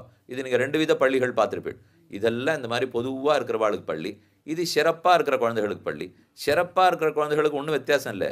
மொத்த பேரோட உட்காத்தி வச்சு எல்லாருக்குமா சொன்னால் புரியிறாப்புல புரியாது, அவ்வளவுதான், வேற ஒன்றும் இல்லை இதில். இப்போ அப்போ அதுக்கு என்ன செய்யணும், அதே பாடத்தை தனியாக உட்காத்தி வச்சு மெதுவாக சொல்லி, நீ நேற்றுக்கு என்ன படித்தே, நாளைக்கு என்ன படிப்பே, உனக்குன்னு தனியாக ஒரு புஸ்தகம் வச்சுக்கோ, நீ என்ன படித்தே பாரு அப்படின்னு பார்க்கறதுக்கு ஒரு வாத்தியார் ஒரு குழந்தைன்னு உட்காத்துறாளோ இல்லையோ. நாம் எல்லாருமே அந்த சிறப்பான பள்ளியில் இருக்கிறவா தான். நம்ம யாருக்கு இப்போ பொது பள்ளிக்கூடமே இங்கே கிடையவே கிடையாது. ஏன்னால் இத்தனை கோடி ஜீவராசிக்கு அந்த புஸ்தகத்தை போட்டு தனித்தனியாக வச்சுருக்காரு. இவன் பாதை அவனது இல்லை, அவன் பாதை இவனது இல்லை. ஒருத்தொருத்தன் எங்கு பிறந்து எங்கு வளர்ந்து எத்தனை கர்மங்களை சேர்த்தானோ அத்தனை பேருக்கும் தனித்தனியாக உட்காண்டிருக்காரு. என்னால் சாமி எத்தனை வாத்தியாரை எப்படி தேடின்னு வர்றது இப்போ இத்தனைக்குமானால்? அதுக்குத்தான் வெளியில் கூட இல்லையவர் நிமிஷ பொழுது விட்டுடவாண்டான்னுட்டு அந்தராத்மா உள்ளேயே அமர்ந்து கொண்டு தனித்தனியாக நம்மோட பொழுது செலவழிக்கிறார். என் மொத்த பொழுதும் உனக்கு தாங்கிறார். இதில் அவருக்கு பொறாமை கிடையாது, எரிச்சல் கிடையாது, எந்த வெறுப்பு கிடையாது, ஆயாசம் களைப்பு கிடையவே கிடையாது. இது இத்தனை இல்லாமல் இவனோட மெனக்கட்டுண்டே இருக்க வேண்டியிருக்கோ இல்லையோ. ஏன்னா சாதாரணமாக கொஞ்சம் அந்த குழந்தை சிறப்புனாலே பெற்றோருக்கோ வாத்தியாருக்கோ களைப்பே வராத பார்க்கணும். அவளுக்கு ஆயாசப்பட்டுவிடவே கூடாது. அவர்களுக்கு தான் நிறையா சொல்லிக் கொடுப்பா. குழந்தைகளுக்கு சொல்லிக் கொடுக்கறத விட இதுகளை எப்படி சமாளிக்கணுங்கிறத நன்னா பெரியவாளுக்கு சொல்லிக் கொடுக்குறா பாருங்க. அதனால் நாம் அப்பப்போ பெருமாளுக்கு தான் சொல்லிக் கொடுக்கணும். ஏன்னா நமக்கு தான் தெரியாது. நமக்கு தெரியாதுன்னா பாரு தெரிஞ்சுக்கணும். ஒவ்வொருத்தரையும் கூட உட்காந்து வச்சு பார்த்து இவன் தயாரானானா அதை கொண்டு அந்த அப்போ பொது பள்ளிக்கூடத்தில் சேர்க்கணுங்கிறது தான் அவளுடைய கருத்தாக இருக்கும். நான் சிறப்பில் வச்சுன்னு இருக்கேன், பொது பள்ளியில் கொண்டு போய் சேர்க்கணும். அதை போல் நம்மளும் போய் சேர்க்கப்படுவோமோனால் இருக்கலாம். அந்த பொது பள்ளிக்கூடத்தில் 10 ஆழ்வார்கள் இருக்கலாம், ஏதோ 15 ஆச்சாரியர்கள் இருக்கலாம், என்னைக்கோ வாழ்ந்த ரிஷிகள் இருக்கலாம், சில மகான்கள் இருக்கலாம். அந்த பள்ளிக்கூடத்தில் ஆள் ரொம்ப குறைவு. உலகத்தில் வழக்கம் பொது பள்ளிகளில் கோடி ஜனங்கள் இருப்பார். ஆனால் இந்த மாதிரி பள்ளிகளில் ஒரு 10,000 பேர் தான் இருப்பான்னு வச்சுங்க. ஆனால் இப்போ அடியேன் சொல்லிட்டு இருக்கிறது எல்லாருமே இந்த பள்ளியில் தான் இருப்பா. பொது பள்ளியில் ஆள் குறைச்சல். அங்கே ரொம்ப குறைவா வசிட்டர், விஸ்வாமித்திரர், வாமதேவர், ஜாபாலி இப்படி யாரோ 10 பேர் இருக்கலாமே தவிர நம்ம போன்றவர்கள் போகிறோமா? அதில் பெருமாள் ஒரு வழி வச்சிருக்கார். இந்த பள்ளிக்கூடத்தில் கற்றுக் கொடுத்துட்டு அங்கே அனுப்பணும்னேவா பார்த்துட்டு இருப்பா. அவர் அதை பார்க்குறதே இல்லை. நீ இங்கேயே முடிச்சோ இல்லையோ இப்படியே வந்துடும். இங்கிருந்து அங்கெல்லாம் நீ போக தேவையில்லை. இப்போ நான் உள்ளே உட்காண்டிருக்கேன், உனக்கு கழித்து. ஏன்னா பொதுவாக இவர்களுக்கு எதானு கொடுக்கணும்னா அரசாங்கத்துக்கு போகணும், மேலதிகாரிக்கு போகணும். ஆனால் இப்போ அரசாங்கத்துலேருந்து என்ன முயற்சி பண்ணுறாள்னால் இதெல்லாத்தையும் நம்ம குறைச்சுடணும். எல்லாம் இதுலேருந்து இந்த பகுதிக்கு போகணும், அடுத்த ஒரு மேசைக்கு போகணும், அடுத்த ஒரு மேசைக்கு போகணும். அரசாங்கத்தில் இந்த மேஜையாக தள்ளின்னு போகிறதுக்குள்ளேயே பாடாக இருக்கும். அதுக்கப்புறம் இது நம்ம கிராமத்துலேருந்து திருச்சிராப்பள்ளி போகணும், திருச்சிராப்பள்ளியிலேருந்து சென்னைக்கு போகணும், சென்னையிலேருந்து தில்லிக்கு போகணும், அங்கேருந்து நாள். அதெல்லாம் வேண்டாம். நேராக உங்கள் கிராமத்துக்கு கொண்டு வந்துட்டேன். ஒரு தனி சாளர முறை அப்படின்னு ஒன்று கொண்டு வந்துட்டாலோ இல்லை. இப்போ அவரவர்களுக்கு அந்தந்த கிராமத்தில் ஒவ்வொன்றும் என்ன வேணுமோ அங்கேயே முடிச்சுக்கோ. இதை பெருமாள் என்னைக்கோ இங்கேயே முடிச்சுக்கோன்னு வச்சுட்டார். நீ எங்கேயும் எதற்கும் போகவே வேண்டாம், உனக்கு உள்ளே உட்காண்டிருக்கேன், அங்கேயே கழுத்து போடுறேன். நீ இன்னைக்கு சரிப்படுத்தினியா யாருக்குமே தெரியாது, மோட்சம் போடுவார். இது வரச்சே என்னோட பேசிகிட்டே வந்தார் சுவாமி. தடால்னு ஒரு சத்தம் கேட்டது. எங்கே இருந்தார்னால் அந்தமில் பேரின்ப தடியரோடு இருந்தமைங்கிறாள். என்னால் இது எப்படி சாத்தியம்? அதனால அந்தமில் பேரின்ப தடியரோடு இருந்தமை கொந்தலர் பொழில் குருகூர் சடகோபன் என் இங்கே இருக்கும்போதே நேரே கொடுக்குறாருங்கிறது தெரியறதா? அப்போ அதெல்லாத்தையும் நினைவில் கொண்டு தான் ஆண்டாள் கருத்தை பிழப்பித்து கஞ்சன் வயித்தில் நெருப்பென்ன நெடுமாலே உன்னை அறுத்தித்து வந்தோம் பறைதருதியாகில். அப்போ நெடுமால்ங்கிறது இத்தனை காலத்துக்கு நினைவு வைத்து கொள்ளுகிறார். நம்ம இத்தனை காலம் அனாதி காலமாக இருந்தாலும் அவனவனுடைய முன்னேற்ற பாதை எப்படின்னு தனித்தனியே தானே நடத்துகிறார் பெருமாள். அது யாருக்கும் இன்னார் இடத்துல அது நம்ம போகவும் சொல்கிறதில்லை. நம்ம ஒரு தப்பு பண்ணியிருந்தோம்னால் அதை எல்லார் இடத்துலையும் அவர் பட்டாட்டோப்பப்படுத்துறதும் இல்லை, தண்டோரா போடுறதே இல்லை. இங்கே இருக்கிற தப்பு இப்போ இங்கே உட்காண்டிருக்கோமா, உட்காண்டிருக்கிறவர்கள் யோசித்து பார்த்து நம்ம பழைய காலத்திலே இதெல்லாம் தப்பு பண்ணியிருக்கோம் இல்லையாங்கிறது நமக்கே தெரியறது இல்லையோ. இப்போ கேட்க கேட்க புரியும். யாருக்கான அதை சொல்லிட்டா மோட்சம் போகிறோம், சொல்கிறதே இல்லை. அதை அந்த பகவான்கிட்ட சொன்னால் போகிறோம். இது எவ்வளவு சுதந்திரத்தை கொடுத்து வச்சிருக்கிற ஒரு திட்டம்னு பார்க்கணும். ஒத்தர் இடத்துல போய் ஒத்துக்க வேண்டிய தேவையில்லை, எங்கேயும் போய் கழுத்து போடவே வேண்டாம். நீ உணர்ந்துட்டியானா போகிறோம். ஆனால் அப்போ வெளியில் சொல்லலேன்னு வச்சுங்க, ஒரு நீதிமன்றத்தில் போய் நான் திருந்துட்டேன் இது தப்பாக தான் போச்சுன்னு சொன்னால் கூட விடுதலை பண்ணுவா. ஆனால் அது போல் இங்கே சொல்லவே வேண்டாம்னு விட்டார். அப்போது திருந்துட்டேனான்னு எப்படி தெரிஞ்சுப்பீர்னால் அதுக்கு தான் திருந்தின மனசுக்குள்ளேயே உட்காண்டிருக்கார். அப்போ யாரையும் அவர் எதிர்பார்க்கவே வேண்டாமோ இல்லையோ, நான் உள்ளத்திலேயே உட்காண்டிருக்கேன், அங்கேயே தெரிஞ்சுபடும் நீ திருந்தினியா இல்லையான்னுட்டால். இந்த திட்டம் நினச்சி பார்த்தா ரொம்ப ஆச்சரியமாக இருக்கக்கூடிய திட்டம். அப்படித்தான் நமக்காக அவர் ஏற்படுத்தி வச்சிருக்கார். கருத்தை பிழைப்பித்து கஞ்சன் வயித்தில் நெருப்பெண்ணெண்ண நெடுமாலே உன்னை அறுத்தித்து வந்தோம். கண்ணனுக்கு ரொம்ப ஆனந்தம். சரி, முதல் பாட்டிலேருந்து பறை திருதியாகில் பறை பறை நாராயணனை நமக்கே பறை தருவான்னு சொல்லிட்டு இருக்கீர். என்ன வேணும் கேளுங்க உங்களுக்கு. என்ன இவர் என்ன வேணும்னு சேர்த்துத்தானே முதல் பாட்டிலேருந்து சொல்லிட்டு இருக்கோம். இவர் திடுதுப்புன்னு என்ன வேணும்னு கேளுங்க. ஒரு நாள் உன்னை நான் எதையும் பிரார்த்தித்து வரல, உன்னை அறுத்தித்து வந்தோம். கண்ணா நீ நினச்சிட்டு இருக்கிறது உன்னிடத்தில் அறுத்தித்து வந்தோம் நினைக்கிறேன். நான் சொல்ல வந்தது உன்னை அறுத்தித்து வந்தோம். உன்னை தவிர எங்களுக்கு வேற யாரையும் தெரியாது. அதனால் யாரிடத்துல கேட்கணும்னு சொன்னியானாலும் உன்னிடத்தில் நுவோம், என்ன கேட்கணும்னு சொன்னியானாலும் உன்னை நுவோம். உன்னை உன்னிடத்தில் அறுத்தித்து வந்தோம். உன்னை கேட்கணும்னு ஆசை, அதுதான் எங்களுக்கு ரொம்பவே முக்கியம். உன்னை கேட்கணும்னுச்சே இந்த தமிழில் கொஞ்சம் வார்த்தைப்பாடு ஜாக்கிரதையாக இருக்கணும். உன்னிடத்தில் கேட்கணுங்கிறது வேற, உன்னையே கேட்கணுங்கிறது வேற. அப்படின்னா எதன் மூலம் கேட்க வேண்டும், யார் கொடுக்க வேண்டும்னால் நீ தான். அதனால் உன்னிடத்தில் கேட்கணும். எதை கேட்க போகிறோம்னால் உன்னையே பலமாக கேட்க போகிறோம். உன்னை அடைவது தான் எங்களுக்கு புருஷார்த்தம், பலம்.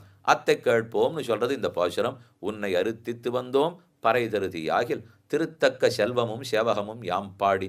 அப்பேற்பட்ட லக்ஷ்மி ஸ்ரீ செல்வம் உனக்கு. இப்போ திருத்தக்க செல்வம் உன்னுடைய ஐஸ்வர்ய நியமன சாமர்த்தியம், சேவகம் உனக்கு இருக்கிற வீர தீர பிரதாப செயல்கள், அதத்தனை யாம் பாடணும்.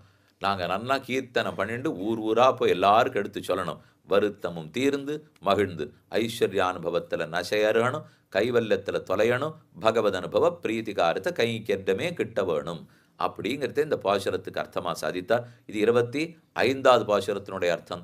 நம்ம 24வது பாசுரத்தில் ஒரு சில சாரார்த்தங்கள், ரொம்ப அழகான அர்த்தம், அது என்னன்னு பார்த்துட்டு அத்தோடு சேர்த்து இந்த பாட்டுக்கு பார்க்கலாம். 23வது பாசுரத்தில் நடந்து காட்டுன்னு பிரார்த்தித்தாள்.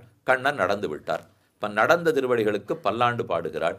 அன்னு இவ்வுலகமளந்தாய் அடி போற்றி, சென்னங்கு தென்னலங்க செத்தாய் திரள் போற்றி, பொன்னச் சகடமுதைத்தாய் புகழ் போற்றி, கண்ணு குணிலாவிரிந்தாய் கடல் போற்றி, குன்னு குடையாவிடுத்தாய் குணம் போற்றி, வெண்ணு பககடுக்கு நின் கையில் வேல் போற்றி, என்னன்னுன் சேவகமே ஏத்தி பரகொள்வான் இன்னியாம் வந்தோம் இறங்கு ஏலோர் எம்பாவாய்னு 6 தடவை போற்றி போற்றின்னு பாடினாள். இதிலே உயிரான சொற்கள்னு பார்த்தோம்னால் அன்று நீ செய்தே, அன்றுங்கிறத ஒவ்வொன்றுத்துக்குமே வச்சுனுடலாம். உலகமளந்தது அன்று, தென்னிலங்கை செற்றது அன்று, சகடமுதைத்தது அன்று, கண்ணுகுணிலாவெறிந்தது அன்று, குன்றுபடையாவெடுத்தது அன்று, பேல்கெடுத்து பென்றது அன்று. இது ஒவ்வொன்று அன்று. இன்று யாம் வந்தோம், எங்களுக்கு இன்னைக்கு தான் வர தோணித்து. ஏன் நேற்று வரைக்கும் வரலைன்னால் 2 காரணங்கள் இருக்கலாம். ஞானமே இல்லை, வரல. இப்படி ஒன்று இருக்குன்னு தெரியணுமே, தெரியவே இல்லைன்னா போகவே மாட்டோமோ இல்லையோ. அப்போ நடந்த விஷயத்தை பற்றின ஞானமே இல்லை, அதனால் வரல. அப்புறம் ஞானம் வந்துடுத்துன்னு வச்சுங்க. ஆரோத்தர் அந்த விஷயத்தை பற்றி நமக்கு சொல்லிட்டார். பெருமாள் திருவிக்கிரமாவதாரம் பண்ணியிருக்காராம், லங்கைக்கு போய் ராவணேஸ்வரனை முடித்தாராம், கண்ணு குணிலா விரிந்தாராம், சகடாசுர பங்கம் பண்ணியிருக்காராம். ஞானம் வந்துடுத்து. ஞானம் வந்துட்டா வந்துடுவோம்னால் இல்லை, இச்சை இல்லை. இது 2வது தேவை. ஞானம் ஏற்பட்டால் அந்த விஷயத்தை பற்றின ஒரு இச்சை இருக்கணும், ஆசை இருக்கணும். அந்த ஆசை இருந்ததுன்னா தான் வருவோம். ஆசை இருந்துட்டா வந்துடுவோமானால் இதுக்கப்புறம் 3வது இருக்குது, பிரயத்தனம் இருக்கணும். ஞானம் வேணும், இச்சை வேணும், பிரயத்தனம் வேணும். இது 3 தசை ஒவ்வொரு மனுஷனுக்கும். ஒரு விஷயத்தை பற்றின ஞானம், அந்த விஷயத்தை அடையணுங்கிற இச்சை, அடைவதற்குண்டான பிரயத்தனம். இதில் ஞானமே வரலையா பரம சந்தோஷம். ஒன்றும் கவலையே பட வேண்டாம், யாருக்குமே தெரியவே போகிறதில்ல. நம்ம பலருக்கும் இப்போ பகவத் விஷயத்தை பற்றின ஞானம் இல்லாமை இது முக்கிய காரணம். அதனால் வரல. ஞானம் இருந்தால் தானே இச்சையை பிறக்கும். இவனுக்கு ஞானமே ஏற்படலை. சரி, அப்படியே ஒருவேளை ஞானம் ஏற்பட்டு கொடுத்தினாலும் அதில் விருப்பம் வரணும் இல்லையோ? அது வராமல் அனாதி கால பாபம் தடுக்கும். ஞானம் வர்றதையே தடுக்கும். சரி, அந்த அளவுக்கு பாபம் இல்லைன்னு வச்சுங்க. இப்போ இப்படி வச்சுங்களேன், எவ்வளவு பாபம்? 10, 50, 100? இதில் எங்கிட்ட 100 வலிய பாபங்கள் இருக்குன்னால் ஞானம் ஏற்படுறதையே தடுத்துடும். 50 வலிய பாபங்கள் இருக்குன்னால் ஞானம் ஏற்படுறதை விட்டுடும், ஆனால் இச்சையை தடுத்துடும். 10 தான் இருக்குன்னால் இச்சையும் விட்டுடும், வர விட்டுடும், பிரயத்தனத்தை தடுத்துடும். அப்போ எவ்வளவு இருக்குங்கிறத பொறுத்து தான் இது. அப்போ அந்த பாபங்களை குறைச்சி விட்டா ஞானத்திலேருந்து இச்சைக்கு போயிடலாம்ல, குறைச்சி விட்டா இச்சையிலேருந்து பிரயத்தனத்துக்கு போயிடலாம்ல என்ன தோணும். ஆனால் இது ரெண்டும் ஒன்றுக்கு ஒன்று இப்போ அந்யோன்ய ஆசிரியம். அந்யோன்ய ஆசிரியம் இது ஆசிரியத்து அது இருக்குது, அதை ஆசிரியத்து இது இருக்குது. என்னிடத்துல எவ்வளவு பாபங்கள் இருக்குது அது கூட இருக்க இருக்க ஞானமே வரவிடாது. ஞானம் வந்தால் தான் பாபந்தான் என்னை இதை பண்ண விடாத தடுத்துன்னு இருக்கு. அதை 100லேருந்து 50 ஆக்கினேன்னால் எனக்கு இச்சை வருங்கிற ஞானம் வேணுமே. அந்த ஞானம் வராமத்தானே 100 பாபம் தடுத்துட்டு இருக்கு. இதைத்தான் அந்யோன்ய ஆசிரியங்கிறேன். அப்படின்னு இதை நம்பித்தான் அது இருக்குது, அதை நம்பித்தான் இது இருக்குன்னால் ஒன்றுக்கு ஒன்று கண்டே பிடிக்க முடியாது. ஏதாவது ஒன்றை நம்பி இல்லைன்னா தான் அதை பண்ணி போகலாம். இப்போ இந்த சுவாமியினுடைய வீடு எங்கே இருக்குது? அந்த சுவாமி வீடு பக்கத்தில் இருக்குது. இந்த சுவாமி வீடு எங்கே இருக்குது? இந்த சுவாமி வீடு பக்கத்தில் இருக்குன்னா எப்படி தேடுவேன்? ஏதானு ஒன்று நிச்சித்தமாக தெரிந்தால்தான் இன்னொன்று அனிச்சித்தமாக இருக்கிறத தேடலாம். ஒன்று நியத்தமாக இருந்தால் தான் அநியத்தத்தை தேடலாம். ரெண்டுமே இப்போ அநியத்தம். அநியத்தம்ங்கிறத விட அந்யோன்ய ஆசிரியம். இது ஆசிரியத்து அது இருக்குது, அதை ஆசிரியத்து இது இருக்குது. கண்டே பிடிக்க முடியாதே. இதை தாண்டி ஆகணுமோ இல்லையோ? அப்போ என்ன ஆறுதுன்னால் இது அழகான பிரமாண ஸ்லோகம் சொல்கிறது. இது வம்பு தான். ஆனால் இதை எப்படி சமாளிக்கணும்னு சொல்கிறது அது. ஏவம் சம்ஸ்ருதி சக்கரஸ்தே பிராமியமானே ஸ்வகர்மபி ஜீவே துக்காகுலே பிராப்தே கிருபா காப்யுபஜாயத்தேன்னு ரொம்ப அழகான ஒரு ஸ்லோகம். கொஞ்சம் நன்னா புரிஞ்சுக்கணும். இது விஷயம் கடினமானதே இல்லை, ஆனால் சூக்ஷ்மமானது. இப்போ ஏதோ வேதாந்த விஷயம் சிட்டினால் கொஞ்சம் கஷ்டமாக இருக்கும். என்னத்தையும் சொல்லிட்டே இருக்காரு சுவாமி, என்னன்னு தோணிப்படும், விட்டுடுங்க. அதை பற்றி பெருசாக கஷ்டப்பட வேண்டாம். ஏதோ 30 நாளில் ஒரு நாள் தானே புரியல, போனால் போகுது. அதனால் இப்போ பாக்கி நாளில் புரிஞ்சுக்கணுமானா புரிஞ்சுக்கணும். இல்லை சுலபமான விஷயம். ஆனால் அந்த சுலபந்தான் அது மனசு ஏற்றுக்கிறது ரொம்ப தடுமாறும். இப்போ அதைத்தான் அடியேன் சொல்கிறேன். கஷ்டப்படும்னு நான் சொல்லலை, புத்திக்கு வேலை கஷ்டமே இல்லை. ஆனால் இது ஏற்றுக்கணுமே. மனுஷன் இப்படியே தான் நம்ம வளர்ந்துருக்கோம், அதை ஒத்துக்கணுமோ இல்லையோ? இது என்ன சொல்கிறது? இதோ நீ பண்ணியிருக்கிற பாபம், அதில் உனக்கு வர வேண்டிய ஞானம், இச்சை, பிரயத்தனம். ஞானம் வந்து இச்சை வந்து பிரயத்தனம் வந்தால் தான் மேலே மோட்சம் போக முடியும். அது நம்ம பிரயத்தனமாக இருக்கட்டும், ஈஸ்வர பிரயத்தனமாக இருக்கட்டும், ஏதோ ஒன்று ஈஸ்வர பிரயத்தனம் இருக்குதுன்னு ஒரு ஞானம் வரணுமே. கடைசியில் அது வந்தால் தானே மேலேயே நான் போகிறதுக்கு. அப்போ இது எது வரணும்னாலும் அனாதிகால கர்மங்கள் தடுத்து கொண்டே இருக்கின்றன. இதுக்கு நடுவில் ஏதோ வெளியிலேருந்து ஒரு 3வது இதன் தள்ள விழுந்தாலே ஒழிய இந்த 2ஆல் இதை முடிவு கொண்டு முடியாது. ஏன்னா இதுதான் இதை எதிர்பார்த்துருக்கு, இதுதான் இதை எதிர்பார்த்துருக்கேன். அப்போ இந்த ரெண்டும் ஒன்றுக்கு ஒன்று முட்டி மோதின்னு சரிப்படுத்திக்க போகிறதில்லை. அப்போ கண்டிப்பாக 3வது மனுஷர் உள்ளே வந்து தான் ஆகணும். அந்த 3வது இந்த ரெண்டையும் எதிர்பார்க்காததாக இருக்கணும். மறுபடியும் அந்த 3வது சுவாமிக்கு இவரைத்தான் எதிர்பார்த்துருப்பாருன்றார், இவர் அவரை குழப்பிடுவார், அவர் இவரை குழப்பிடுவார். அது ஆகாது. அப்போ அது சர்வ வல்லமாக படைச்சதாக இருக்கணும். இதை விட உயர்ந்த சக்தி உடையதாக இருக்கணும். வெளியிலேருந்து வர்றதா இருக்கணும். எல்லாத்த விட இந்த வம்பு ஓயணுங்கிற எண்ணம் இருக்கிறதா இருக்கணும். என்ன 3வது மனுஷர் வந்து ரொம்ப நன்னா தூபமும் போட்டு போயிட்டார்னா அப்போ ஏற்கனவே 2 பேர் சண்டை போட்டுருக்கா. அப்போ ஒருத்தருக்கு ஒருத்தர் இன்னும் சண்டை ஜாஸ்தியாக போடும். அப்படி இருக்கக்கூடாது. அப்படி ஏதானு ஒன்று நடந்துட்டு இருக்காருனால் இருக்கே. ஏவம் சம்ஸ்ருதி சக்கரஸ்தே. இந்த லோகத்தில் இந்த ஜீவாத்மாக்கள்லாம் இப்படித்தான் வாழ்ந்துட்டே இருப்பான்னு படியும் விளக்கினேன்னு இல்லையோ?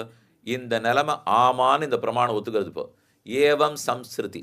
சம்ஸ்ருதினா பிறக்கிறான், இறக்குறான், பிறக்கிறான், இறக்குறான். ஞானம் வருமானு பார்க்குறான், ஆனால் கர்மம் தடுக்கிறது. கர்மத்தை போய்க்கலாமான்னு பார்க்குறான், அந்த ஞானம் வரல. ஞானம் வந்துதான்னு பார்க்குறான், இச்சையே வரல. இச்சைக்கு வரணும்னா கர்மத்தை போக்கணும்னு பார்க்குறான், அதுக்கு முடியலை. இப்படி சம்ஸ்ருதி சக்கரஸ்தே சுத்தின்னு இருக்கான். ஏவம் சம்ஸ்ருதி சக்கரஸ்தே பிராமியமானே ஸ்வகர்மபிகி. தன்னுடைய கர்மத்தாலே சுத்துகிறான், சுழலுகிறான். இதை கண்ணன் கீதையில் சொல்லச்சே, நானே இதை பண்ணியிருக்கேன், அவனவனுடைய கர்மங்களுக்கு தக்கா போலே வைக்கிறேன். யந்திராரூடனா ஏற்றி அவனை வைத்து அது அப்படியே பிரமம் சுற்றி சுற்றி சுற்றி ஒவ்வொரு ஜென்மமாக முடிஞ்சுட்டு இருக்கு. ஏவம் சம்ஸ்ருதி சக்கரஸ்தே பிராமியமானே ஸ்வகர்மபிகி ஜீவே துக்காகுலே பிராப்தே, இந்த ஜீவன் மேலும் மேலும் துக்கத்தில் உழல்கிறான். துக்காகுலே பிராப்தே கிருபா காப்பியுபஜாயத்தே, யாரான் ஒருத்தரை இந்த சம்சாரத்திலேருந்து வெளியில் எடுத்துடணும் அப்படிங்கிற கிருபை பகவானிடத்தில் ஏற்படுகிறதுன்னு சொல்றது. கிருபா காப்பியுபஜாயத்தே, யார்கிட்ட வேணா அது பிறக்கும். அது இன்னார் இணையாருங்கிறது இல்லை, யாரையும் அந்த கிருபைக்கு விஷயமாக்கணும் என்று பிறக்கும்.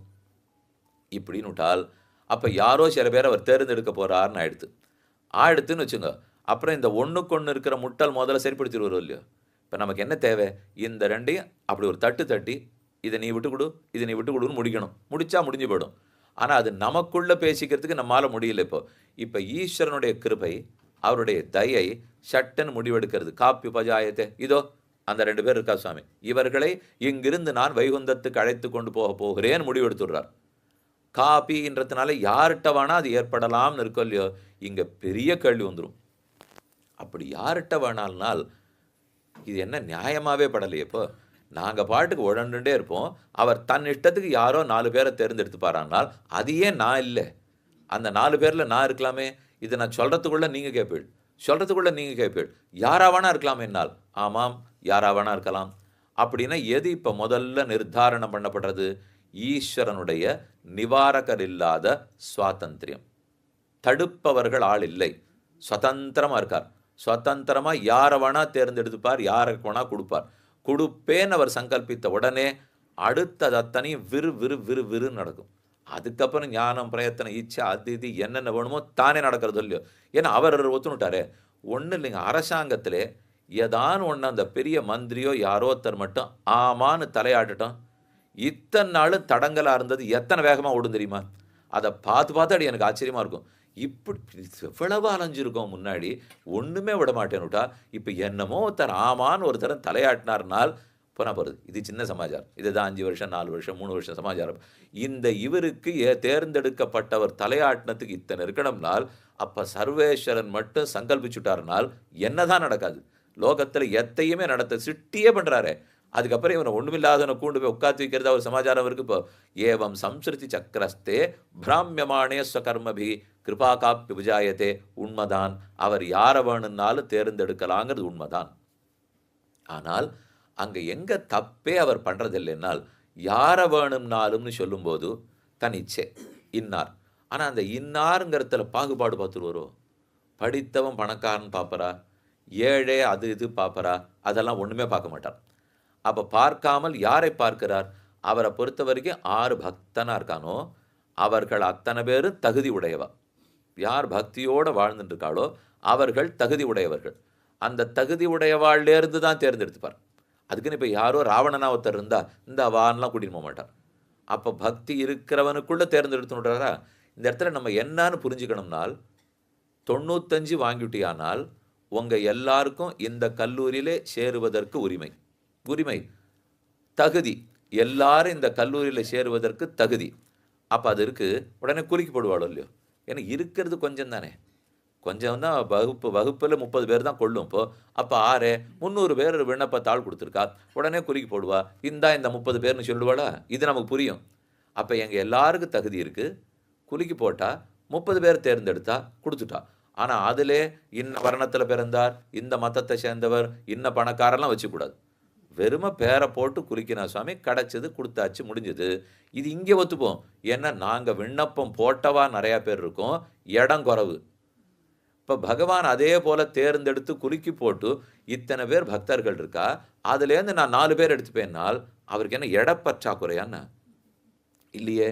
வைகுந்தத்தில் எல்லாருக்கும் இடம் இருக்குது, மேலே இங்கே விண்ணப்பம் குறை. ஏன் கஷ்டப்படுறது? இப்போ எத்தனை பேர் போட்டா? இப்போ ஒன்றும் ரொம்ப பேர் இருக்கிறதா தெரியல. போட்டிருக்கிற பக்தனே கொஞ்சம் பேர் தான் இருக்கிற, எல்லாரையும் கூண்டு போகக்கூடாதா? இப்போ 2 பேர் ஓட்டப்பந்தயம் ஓடினா சுவாமி, நான் 2வது பரிசுன்னா ஓடினதே 2 பேர், இதில் நான் 2வது பரிசுன்னா கடைசி பரிசுன்னு அர்த்தம். அப்படி தான் இவன் போயிட்டு இருக்கான். அப்போ ஆளே குறைச்சலாக இருக்குது. இதுக்குள்ளே எல்லாரையுமே கொண்டு போக வேண்டியதான் என்னால் போகலாமா இருக்கும் அப்படி எனக்கு தெரியாது. ஏன்னா இப்போ காப்பி உபஜாயத்தேன்னு இருக்குது, அந்த 10 பேரையும் அவர் கூண்டு போலேன்னு எங்கேயும் பிரமாணம் இல்லையே. இருக்கு, யாரோ ஒரு சிலரை ஏற்றுக்கொள்கிறான்னு இருக்கு. அப்போ எதுக்கு அந்த மாதிரி அதை வச்சுட்டு இருக்காருனால், கண்டிப்பாக அதற்குரிய தகுதி வரணும்னு காத்து கொண்டு இருக்கிறார்.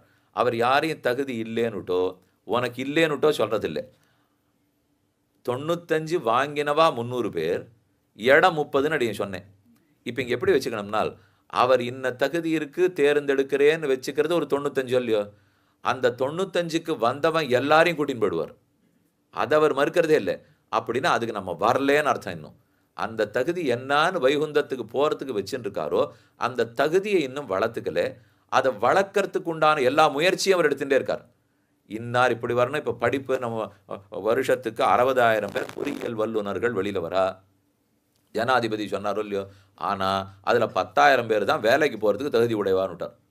படிச்சு முடிச்சீள் படிச்சு முடிச்சீள் வேலைக்கு போற சாமர்த்தியம் வேணுமே. அதுபோல நம்மளுக்கு இப்ப தகுதின்னுண்டா வைகுந்தத்துக்கு உண்டான தகுதி நமக்கு இருக்கானால், ஆனா இப்ப அரசாங்கத்தில இருந்து அந்த பாக்கி 50,000 பேரையும் தகுதி உடையவாள் ஆக்கறதுக்கு என்னன்னு பண்ணிட்டு இருக்காளானால் ரொம்ப குறைவு. அது இல்ல. அவவா பாடு அவவா படிச்சுக்கோன்னுட்றா. ஆனா பகவான் அப்படி இல்ல. தான் அவதரித்தது, சாஸ்திரம் குடுத்தது, ஆழ்வார் அனுப்பிச்சது, உபதேசம் பண்ணது, அவர் ஆச்சாரியர்கள் அனுப்பிச்சது, நம்ம உறவுக்காராலேயே வச்சு ஏமாத்தி உபதேசம் பண்றது, எத்தனையோ வச்சிருக்காரு அவர். அவ நம்மள ஏமாத்தி விட்டுடுறாளோ இல்லையோ, அதை பார்த்தே வாழ்க்கையினுடைய உண்மையெல்லாம் புரிஞ்சுப்போம். அப்ப இத்தனை நடவடிக்கை எடுத்து அந்த 90 92 ஆக்குறார், 92 95 ஆக்குறார். அப்ப அந்த 95க்கு வந்த உடனேயே கிருபா காப்பியுபஜாயத்தே அப்படிங்கிறத அவர் கூட்டின்னு வருவார். ஆனா அதுல அவருடைய சுவாதந்திரியம் உண்டு, சந்தேகம் இல்லை. சுதந்திரனா இருக்கார். அதனால யார வேணும்னாலும் தேர்ந்தெடுக்கிறார்ங்கிறத விடவே விடாதீங்க.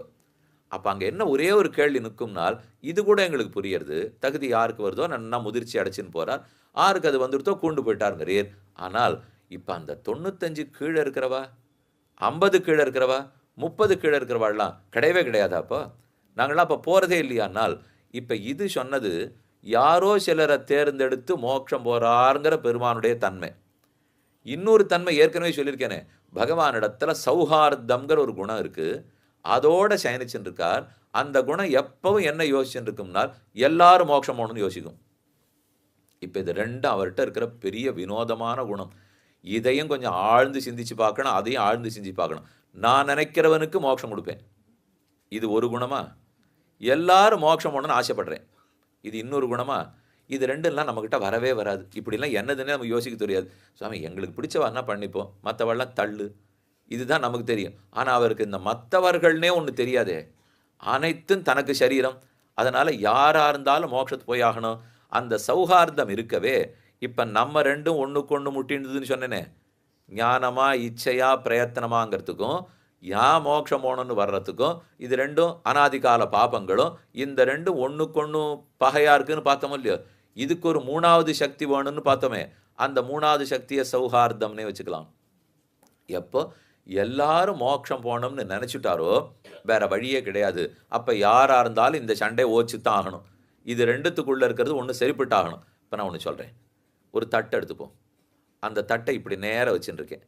அந்த தட்டில் வட்டம் வட்டமாக போட்டிருக்கு. அதில் ஒரு குண்டு வச்சு முன்னாடி அந்த சின்னதை தள்ளி தள்ளி அப்படியே அதனுடைய இந்த ஷோத்தை தாண்டி தாண்டி உள்வட்டத்துக்குள்ளே கொண்டு போய் சேர்க்கறதுன்னு ஒரு விளையாட்டு விளையாடுத்துருவேன். நான் இப்படி வச்சுட்டு அதை இப்படி பண்ணணும் இப்படி பண்ணணும், அது இங்கே முட்டிக்கும் அங்கே முட்டிக்கும், அதை அப்படி இப்படி தள்ளி தள்ளி உள்ளே கொண்டு போய் போட்டுருது. இதே நான் இப்படி வச்சுன்னு இதை ஆடினேன்னா ஒழுங்காக இருக்கும். அதே நான் மொத்தமே இப்படி வச்சுன்னு விடுறேன்னு வச்சுங்க, நான் என்ன ஆடினாலும் ஒரு துளி இது மேலே போகிறாப்புல எதிர்த்து போகிறாப்புல இருந்தாலும், ஆனால் கடைசியில் அது எங்கே போயாகணும்? கீழே தானே போயாகணும். ஏன்னா அந்த மொத்தத்தையே சரிச்சுட்டேனே. நான் இப்படி வச்சு ஆடின்னு இருக்கிற வரைக்கும் நல்லா இருக்கும். இப்படி வச்சு ஆட ஆரம்பித்தேன்னால் என்ன பண்ணாலும் இப்படி தான் போகும். இப்படி வச்சு ஆட ஆரம்பிச்சேன்னால் என்ன பண்ணாலும் இப்படி தான் போகும். ஆனால் பார்க்கச்சே ஆட்டத்தில் என்ன தோணும்? ஒரு குண்டு எதிர்த்து போகிறாப்புல தோணும். இதே குண்டு நான் இப்படி வச்சுருந்தா கூட இப்படி மேலே ஓடுறாப்புல தோணும். ஆனால் ஓட முடியாது. அதால் இப்போ அது ஓடுறாப்புல இருக்கே தவிர கீழே தான் போயாகணும். ஏன்னா நான் மொத்தத்தையும் இப்படி வச்சுன்னுட்டேன் இல்லையோ. அதை போல் பகவான் என்ன பண்ணியிருக்கார்? இப்போ ஸ்ரீரங்கத்தில் பாருங்க, எங்கே வேணால் மழை பெய்யும்.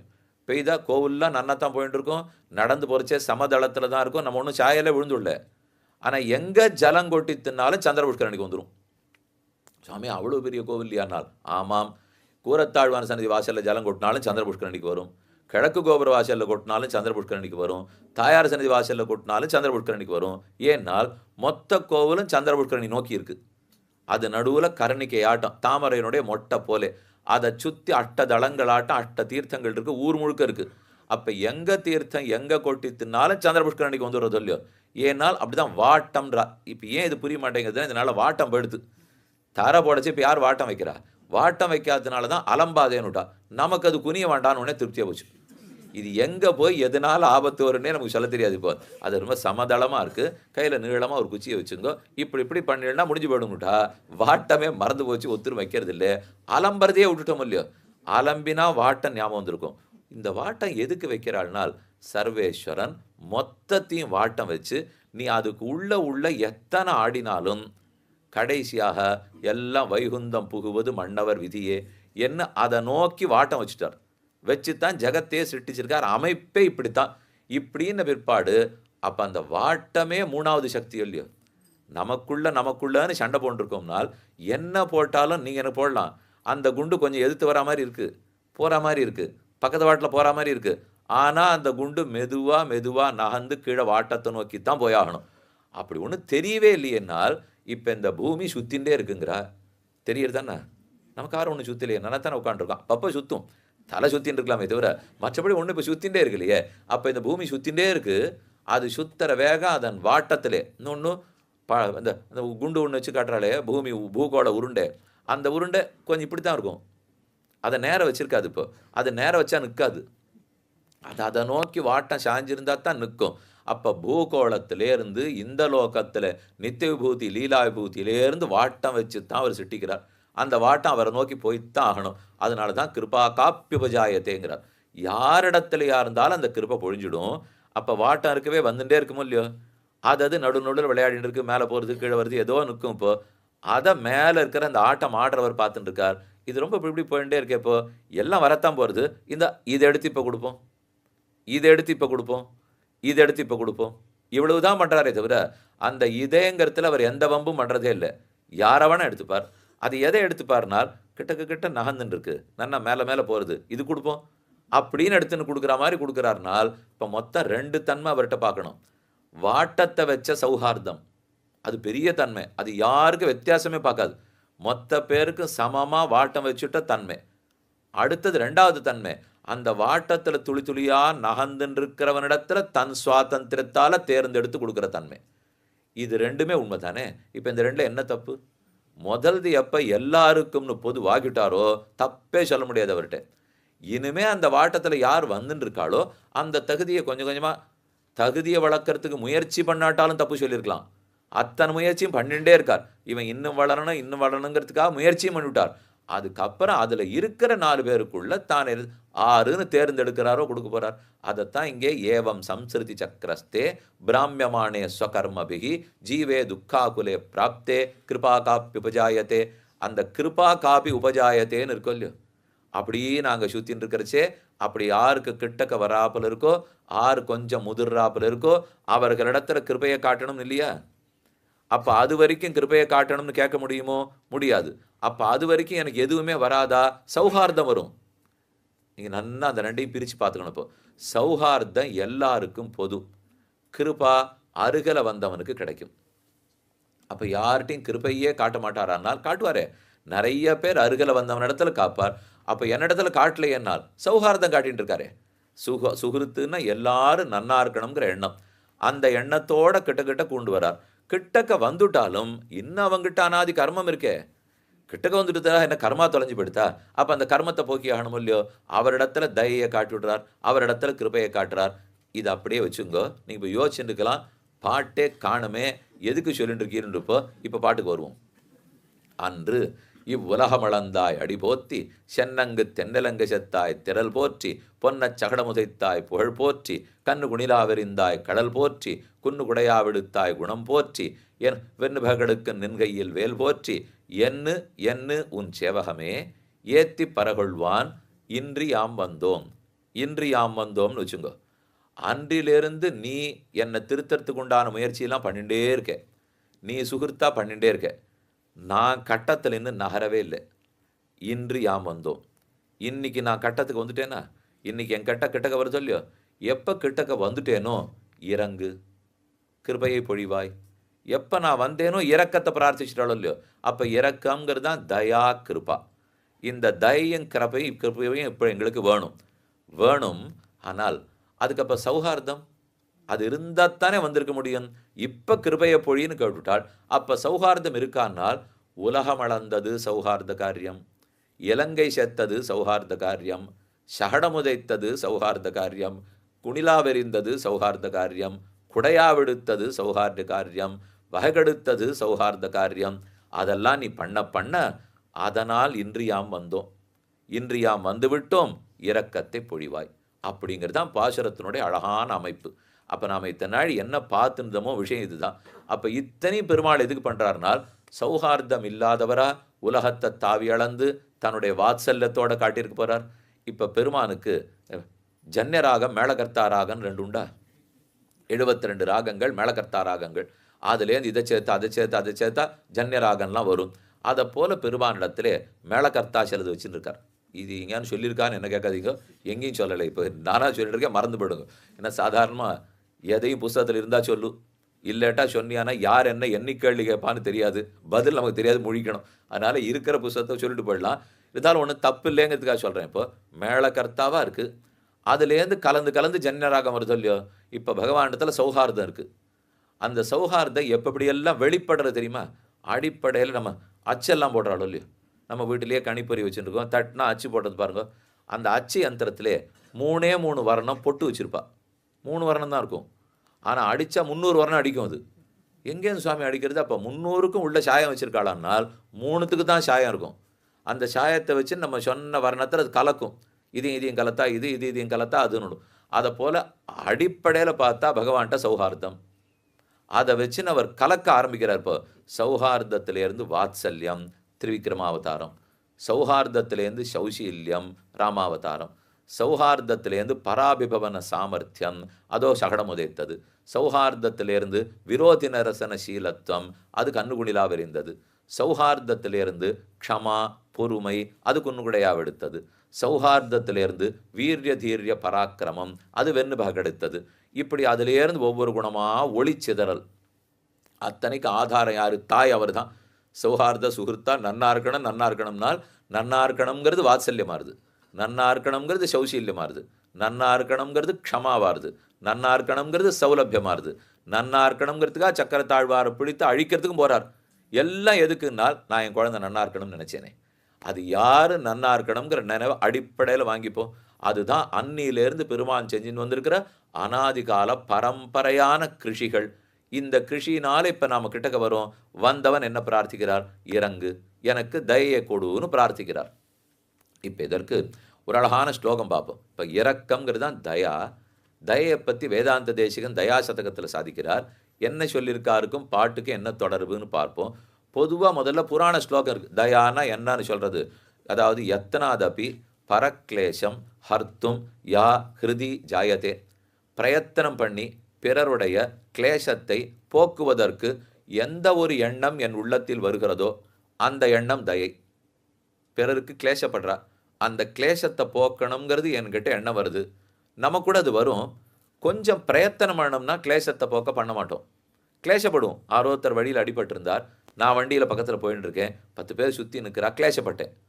பரக்லேசத்தை பார்த்து கிளேசப்பட்டுடுவேன். ஆனால் பிரயத்தனம் வந்து தானே வராது. வண்டியை நிறுத்திட்டு இறங்கி கிட்டக்க போய் என்னாச்சுன்னு விசாரித்து வேணும்னா ஒரு வண்டியை கூப்பிட்டு அவர் தூக்கி போட்டுன்னு போனோமோ இல்லையோ, அது பிரயத்தனம்.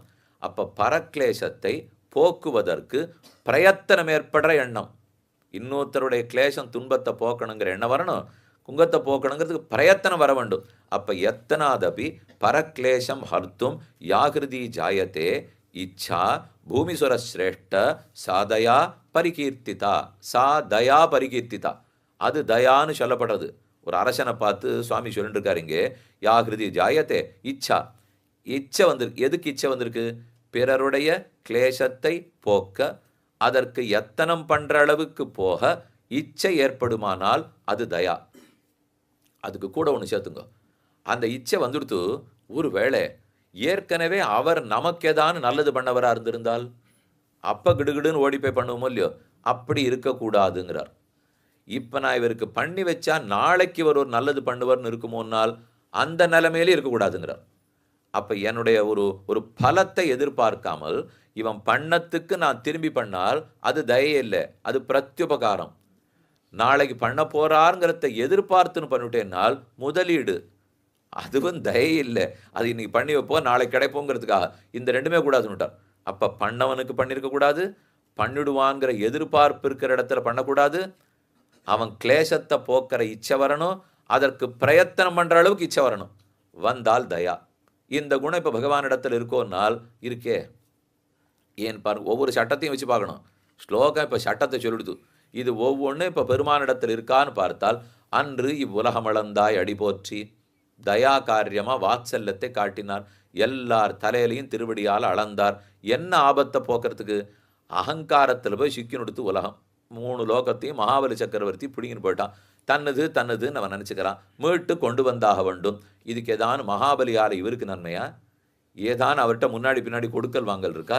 இல்லை இந்திரன் நாளைக்கு இவர்கிட்ட ரொம்ப ஒழுங்காக நடந்து போகிறானா? நாளைக்கே இவர்கிட்ட சண்டை போட போகிறான்னு தெரியும் இருக்கு. திருவிக்கிரமாவதாரம் கிருத்தயுகத்தில் ஆச்சு. ராமாவதாரத்தை கொஞ்சம் விட்டு வச்சிருந்தான். கிருஷ்ணாவதாரம் வந்தது.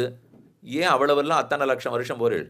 அன்றி உலகமிழந்தாய் அடி போத்தி குன்னுகுடையா விடுத்தாய் குணம் போத்தி. நடுவில் 3 வரி தான் இருக்குது. இந்த வரிக்குள்ள முதல் வரி இந்திரனுக்கு உபகாரம், 4வது வரி இந்திரனுடைய அபகாரம். பாட்டே அவ்வளவுதான். அப்போ முதல் வரியில் திருவிக்கிரமாவதாரம் பண்ணுறாருனால் ஆண்டாள் வேணும்னு 3 வரி விட்டுட்டு எதுக்கு தெரியுமோ 4வது வரி வச்சது? இதே இந்திரன் தான் இப்போ பாருங்க என்ன பண்ணுறான்னுட்டு ஓன்னு மழை கொட்டுறது. அப்போ ஏதானு கண்ணன் அன்னைக்கு வந்து கேட்டேங்கிறதுக்காக வாங்கி கொடுத்தேனே திருவிக்கிரமாவதாரமாக இன்னைக்கு எதிர்க்கிறையனால் அதுதான் தயேங்கிறார். 4வது வரியில் எதிர்க்க போகிறான்னு தெரிஞ்சிருந்தாலும், இத்தனைக்கு நமக்காவது இன்னைக்கு ஒருத்தருக்கு நல்லது பண்ணுறோன்னா அவன் நாளைக்கு எதிர்ப்பான்னு தெரியாத பண்ணிடுவோம். அவர் சர்வஜன். இன்னைக்கு பண்ணுற சேவை இவன் நாளைக்கு எதிர்க்க போகிறான்னு தெரியும், ஆனாலும் பண்ணுறாரு என்னால் நிஜமான தயை இல்லையா அது? அப்போ அந்த இடத்துல தயைத்தான் காட்டுட்டார். அன்று உலகம் அளந்தாய். யார் கிளேசத்தை போக்க? இந்திரனுடைய கிளேசத்தை போக்க பிரயத்தனம் பண்ணாரா? ஆமாம், வாமனமூர்த்தியாக போய் பிரம்மச்சாரியா 3 அடி மண்ணு பிரார்த்தித்து அத்த 2 அடியால் அளந்துட்டு அதுக்கப்புறம் 3வது அடிக்கு எங்கேன்னு கேட்டு இது இந்திரனுக்கு நல்லது பண்ணுங்கிறதுக்காக எடுத்தேன் கவுத்தேன்னு எத்தி பண்ணிட முடியாது. இந்திரனை பொறுத்த வரைக்கும் எப்படியானு வாங்கி கொடுத்தா எடுத்துன்னு போடுவோம். இதுதான் அவனுக்கு தெரியும். ஆனால் இது ஒன்றை பண்ண போக அப்புறம் ஆச்சாரியர்கள் எல்லாரும் சிக்கினுடுவா. நீ ஏதோ வேகமாக பண்ணிட்டியானா நாங்கள் சட்டத்தை எப்படி எழுதுறது? அப்புறம் ஒரு இந்திரனா சமாச்சாரம் அவனுக்கு அவன்பாடு. ஆனால் ஆழ்வார்களுக்கோ ஆச்சாரியர்களுக்கோ இது உலகம் முழுக்க அப்புறம் கேள்வி கேட்கும் ஒழுங்காக பண்ணணும்னால் ஆமாம் பிரகலாதனுக்கு அப்புறம் அவன் குலத்தில் ஒருத்தரையும் கொல்ல மாட்டேன்னு சொல்லியிருக்கேன். இவன் அவன் குலத்தில் வந்தவன். மகாலட்சுமி உட்காண்டிருந்து கட்டாட்சித்தா அவங்ககிட்ட நான் சொத்தே வாங்க முடியாது. 2 அவளை என்ன சமாளிக்கிறதுன்னு தெரியல. இப்போது உலகத்தை சமாளித்தாலும் அவளை சமாளிக்கிறது கஷ்டம். சரி 3வது நாமளாக போய் ஏதான அவனை அடித்து சண்டை கண்டை போடலாமான்னால் பண்ண முடியாது. அவன் உதாரன்னு பேர் வாங்கி வச்சுட்டு இருக்கான். அதனால் ஔதாரிய குணத்தை நான் ரொம்ப மதிக்கிறவன். சண்டையும் போட முடியாது. இத்தனை சட்டத்துக்கு உட்பட்டு பண்ணவர் பண்ணிடுவாரானால் பண்ணுவார். அதற்கு உண்டானது தேடிடுவார், வழி கண்டுபிடிச்சிடுவார். என்னால் அதுக்குத்தான் சர்வஜத்துவம் சர்வசக்தத்துவம். அனைத்தும் அறிகிறார், அனைத்து ஆற்றலும் வச்சிருக்கார். அப்போ அந்த ஆற்றலையும் அறிவையும் தனியாக பார்க்க முடியாது. எல்லாம் தயா காரியம். இவருக்கு எந்த தயை இருக்கோ, பரக்லேசத்தை போக்கணுங்கிற தயை இருக்கோ இல்லையோ. இப்போ ஒன்று சொல்லுவோமே, ஆங்கிலத்தை சொல்லும்போது கண்டுபிடிக்கிறாளோ இல்லையோ நிறையா, அதெல்லாம் தேவை ஏற்படுதல் தான் கண்டுபிடித்தலுக்கு தாய் அப்படின்னு சொல்கிறாளோ இல்லையோ. அப்போ ஒன்று தேவை ஏற்பட்டதுன்னா கண்டுபிடிச்சிருவோன்னு. இப்போ பெருமாளுக்கு தேவை வந்துடும், இந்த குழந்தைய ரட்சித்தாகணும். அதுக்கு தாய் இருக்குது தயா, சௌஹார்தம். அந்த சௌஹார்தம் தயை தாயா வச்சுன்னு அடுத்தடுத்த குணமாக அதைத்தான் சொன்னேன். அது மேலக்கருத்தா, இது ஜன்யம்னு. அப்போ அந்த ராகத்தை மேலக்கர்த்தாவாட்டம் வச்சுனுட்டால் அதை இப்படி தட்டுறார் சௌசீல்யம்ங்கிறார், இப்படி தட்டுறார் வாத்சல்யம்ங்கிறார், அப்படி தட்டுறார் சௌலபியம்ங்கிறார்.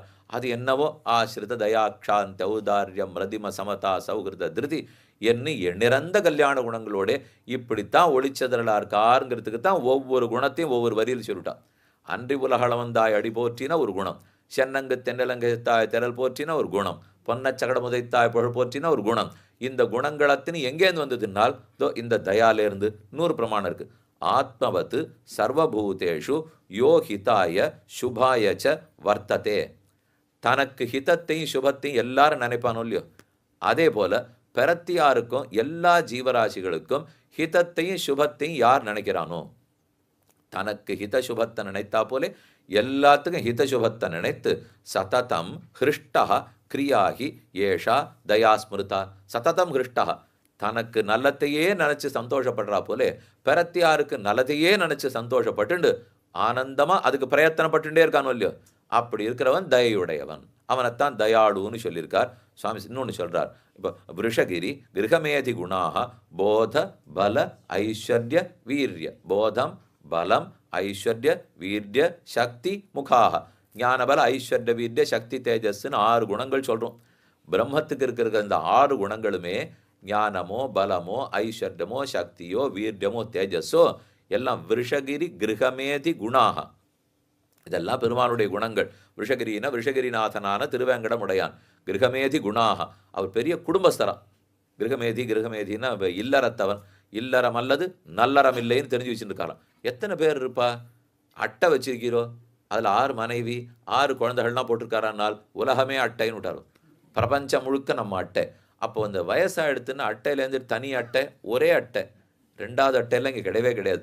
ஒரு அட்டை, அதுலேருந்து நீ விலகவே முடியாது, என்றைக்கும் போக முடியாது. ஆனால் அட்டையில் வர்ணத்தை மாற்றிடுவா.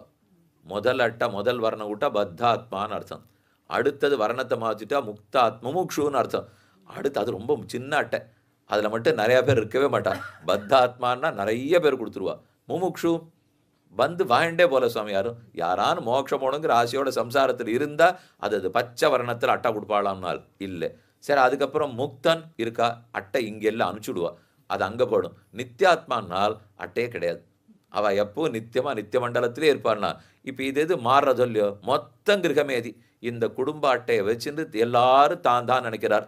இது கணக்கு எடுக்கிறது வருவாளாம். புள்ளி விவர கணக்கெல்லாம் எடுக்கிறதுக்கு எத்தனை பேர் உங்கள் குடும்பத்தில் இருக்கா கேட்குறார். பேரை சொல்லுவார்.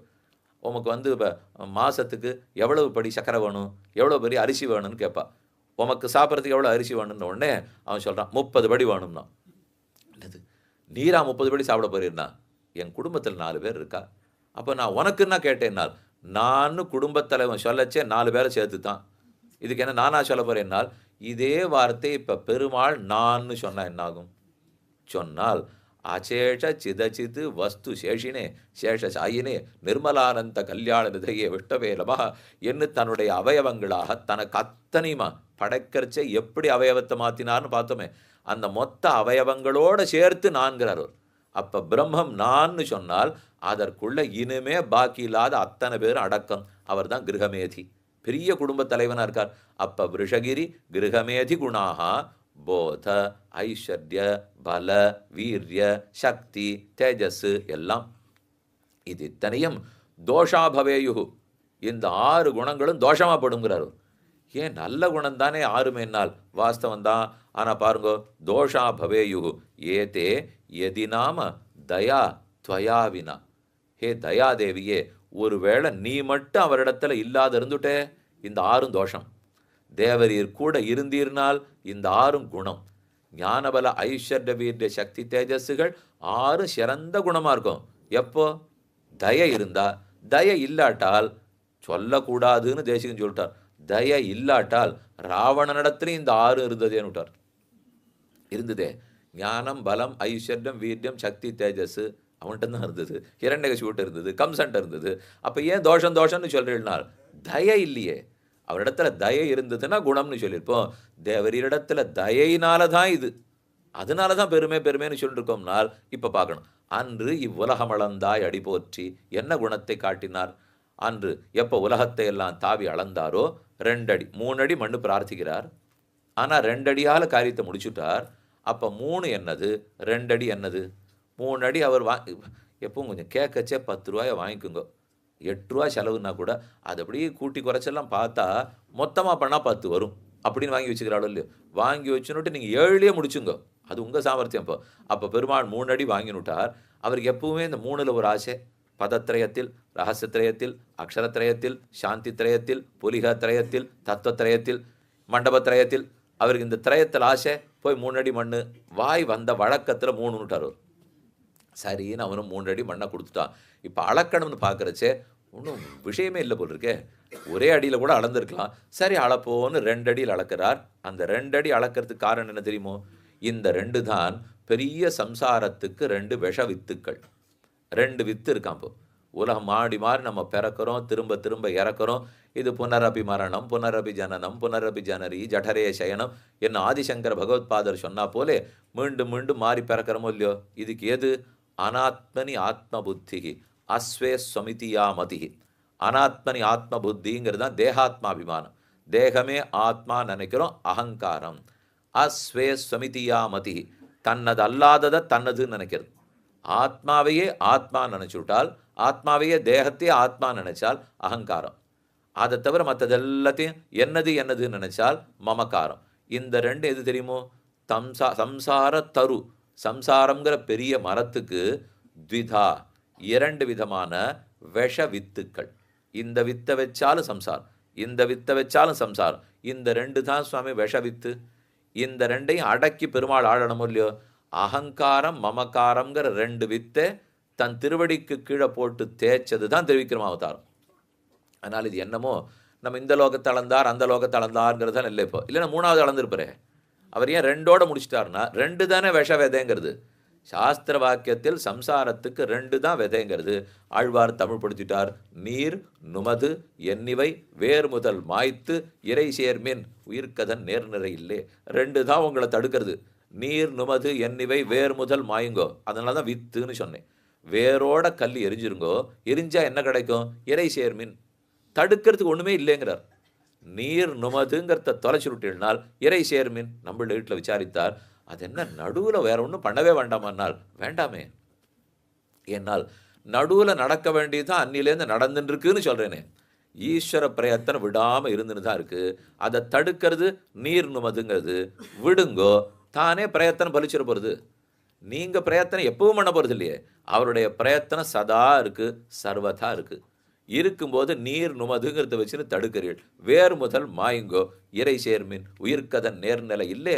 இதை விட ஒரு ஆத்மாவுக்கு க்ஷேமங்கரம் இன்னொன்று இல்லை. ரெண்டே வரி பாட்டு. இது 8 வரிக்கு போக வேண்டாம், 6 வரி இல்லை, 4 வரி இல்லை.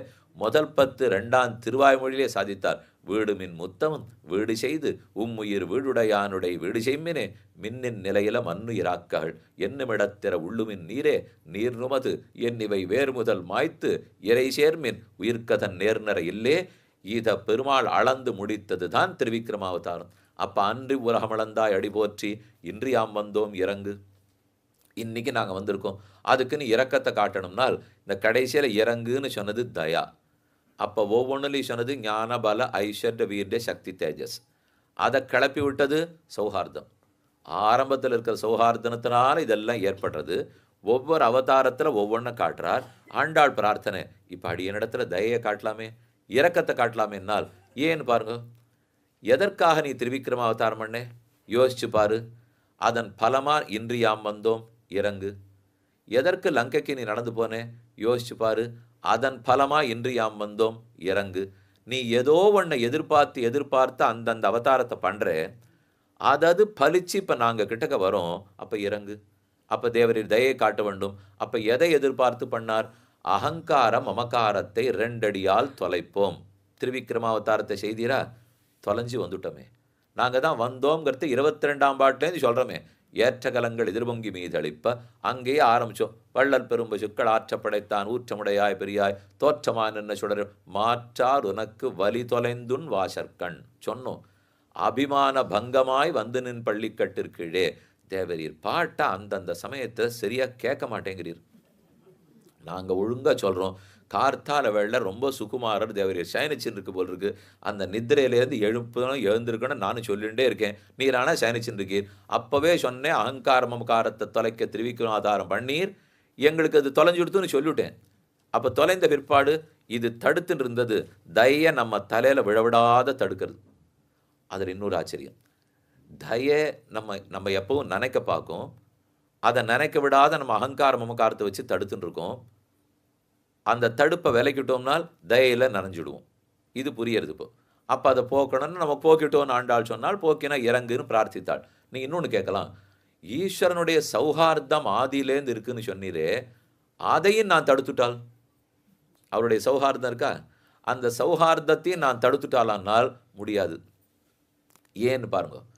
அந்த சௌஹார்தத்தினால எப்போ ஆரம்பிக்கிறார்? சிருஷ்டி ஆரம்பிக்கிறார். ஈஸ்வர சௌஹார்தம்ங்கிறதுலேருந்து இல்லைன்னா அவர் சிருஷ்டிக்கவே வேண்டாம் இல்லையோ. சிருஷ்டி ஆரம்பிக்கிறார்.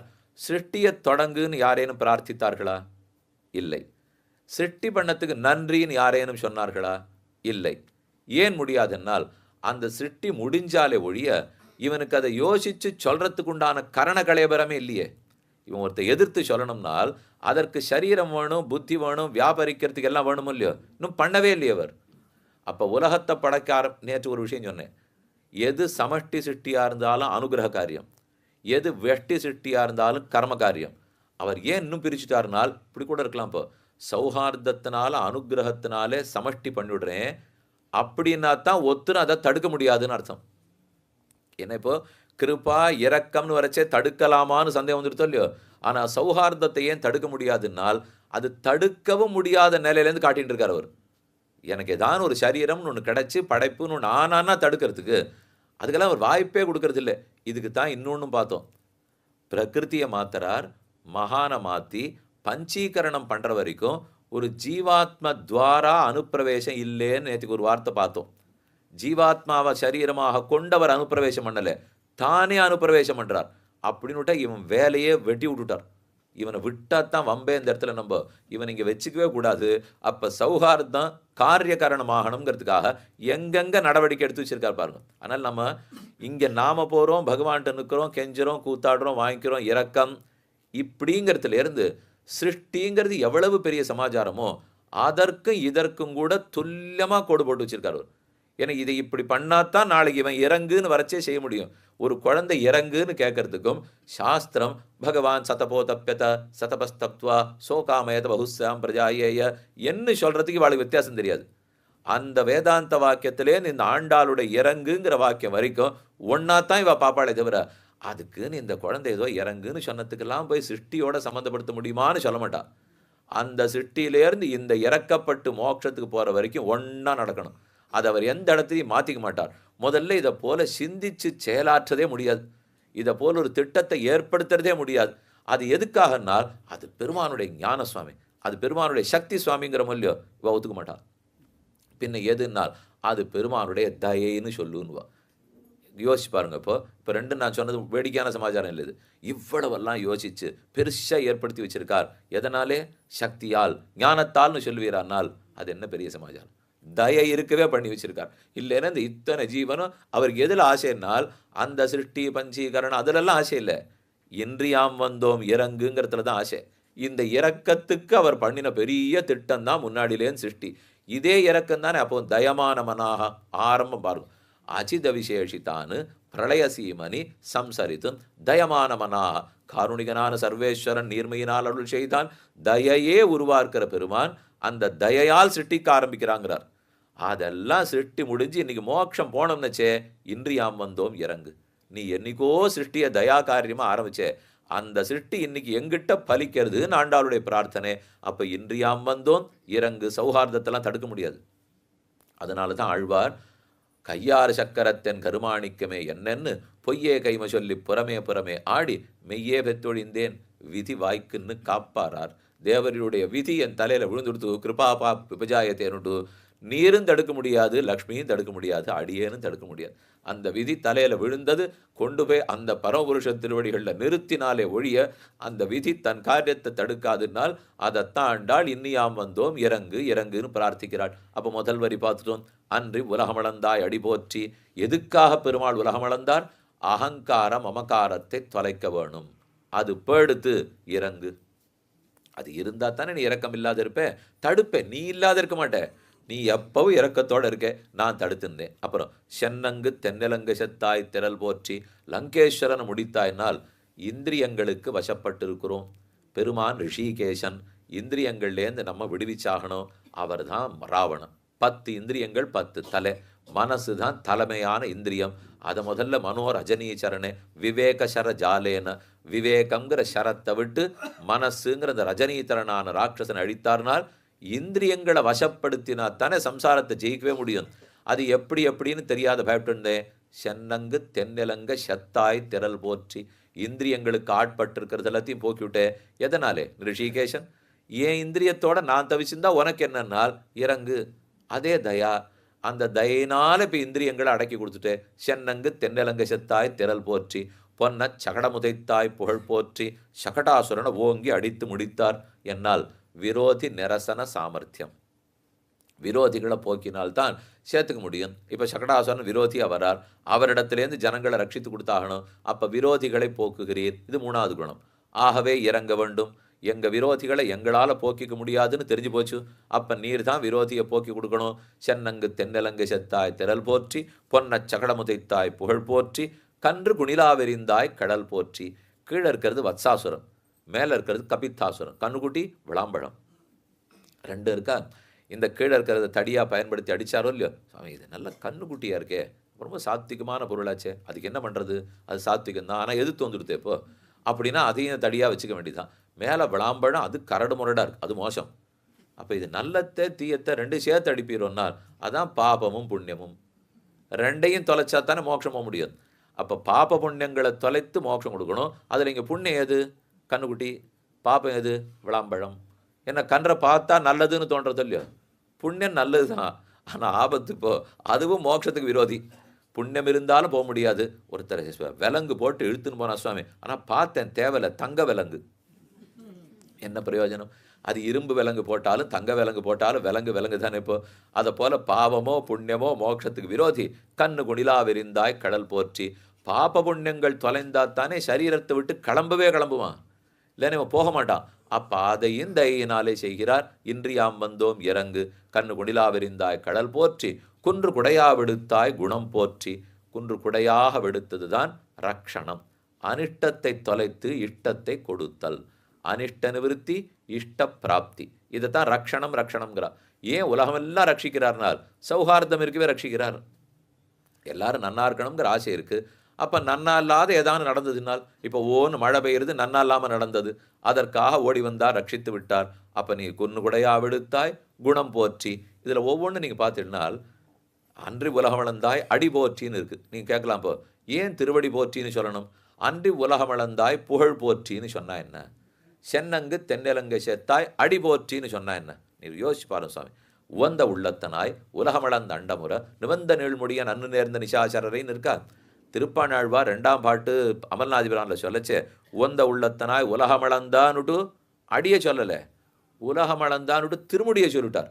உலகமளந்த அண்டமர நிவந்த நீள் முடிய நன்னு நேர்ந்த நிசாசரரைன்னு பாட்டு. அப்போ அங்கே முடிய சொன்னார், இங்கேயும் அடியை சொல்லணும். அன்னி உலகமளந்தாய் அடி போற்றின்னு சொல்லணுமானால் சொல்லணுமே. அகங்காரம் மமகாரம் இந்த 2ஐயும் அழைக்க போகிறாரா? எதை வச்சுன்னு அழிப்பார்? முடியை வச்சுண்டா? அடியை வச்சுருந்தா அழிக்கணும். திருவடியில் பணிந்தா தானே அகங்காரம் மமகாரமே தொலையும். அந்த 2 தானே சம்சாரத்துக்கே பெரிய விதை. இப்போ அதனால தான் அன்று இவ்வுலகமளந்தாய் அடி போற்றி. திருவடிகளில் பணிந்தேன்னு சொன்னால் அகங்காரம் மமகாரம் தொலையும்னு அர்த்தம்.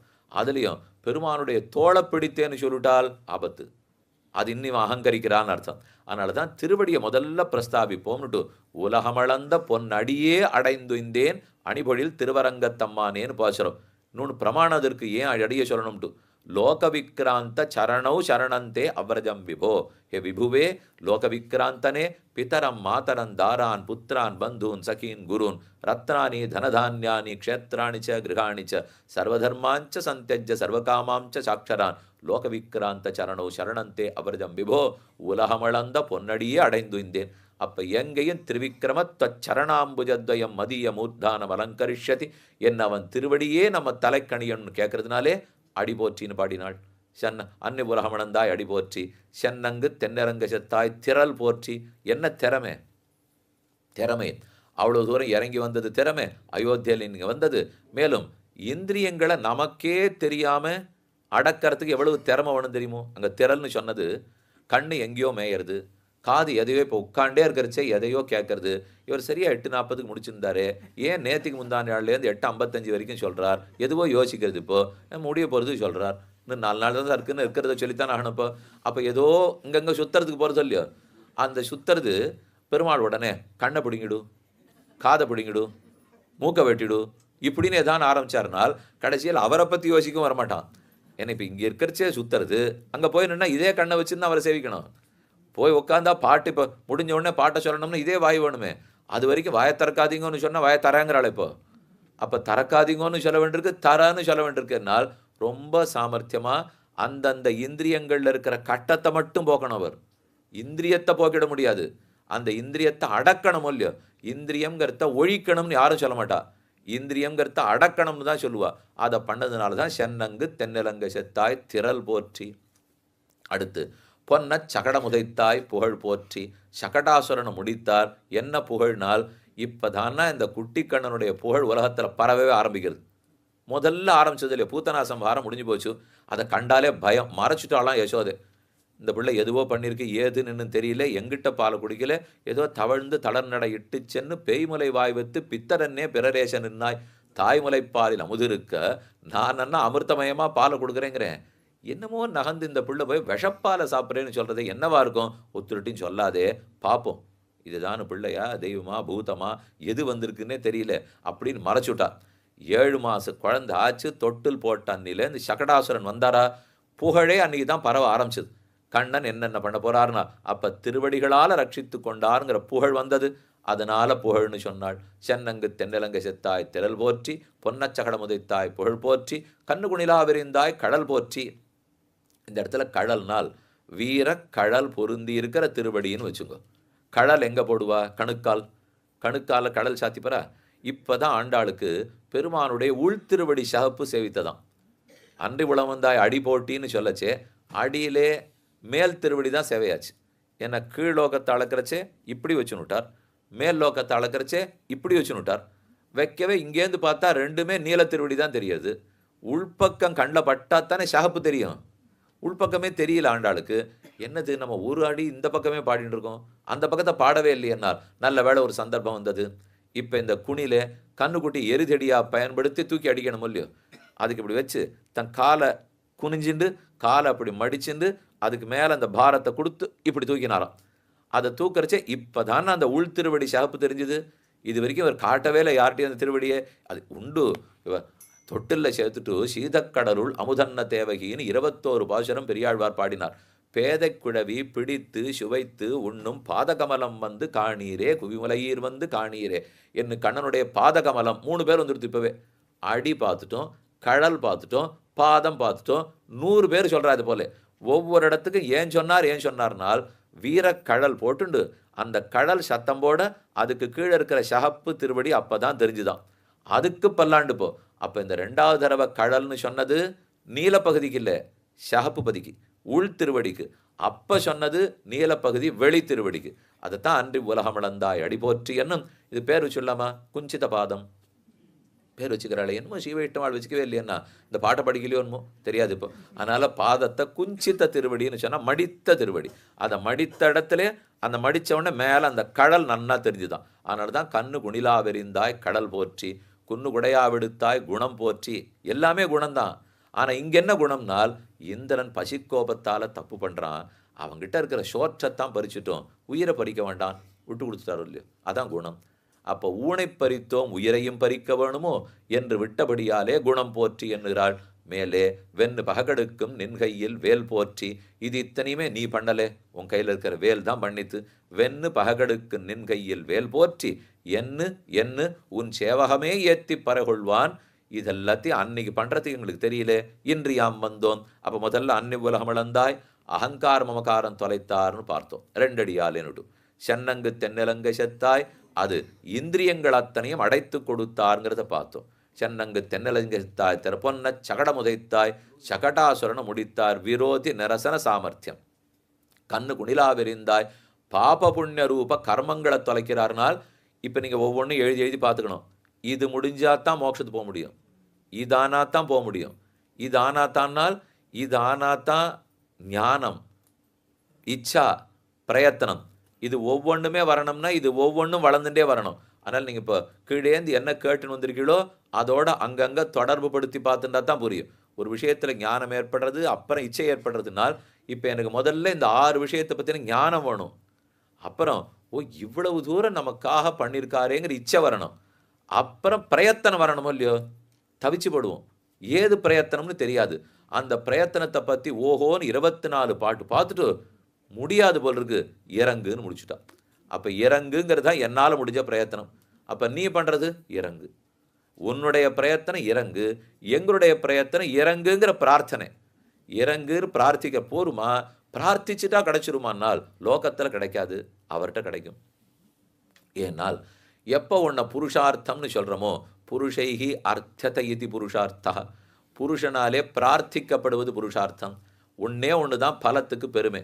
பலம் பிரார்த்தித்தே பெற வேணும். பிரார்த்திக்காட்டா தரமாட்டார். பிரார்த்தனை உபாயமாகாது.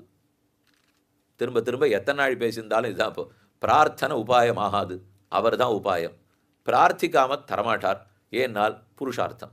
புருஷனால் அர்த்திக்கப்படுவது தான் பலமாக இருக்க முடியும். நீ அர்த்தித்தியானால் தோ இன்னியாம் வந்தோம் இறங்கு கேட்டுட்டேன், பறை தருதியாகில் கேட்டுட்டேன், நமக்கே பறை தருவான் சொன்னேன், மற்றனங்காமங்கள் மாத்து சொல்கிறேன், அடியனுடைய அறிவிப்பை செஞ்சுட்டேன்.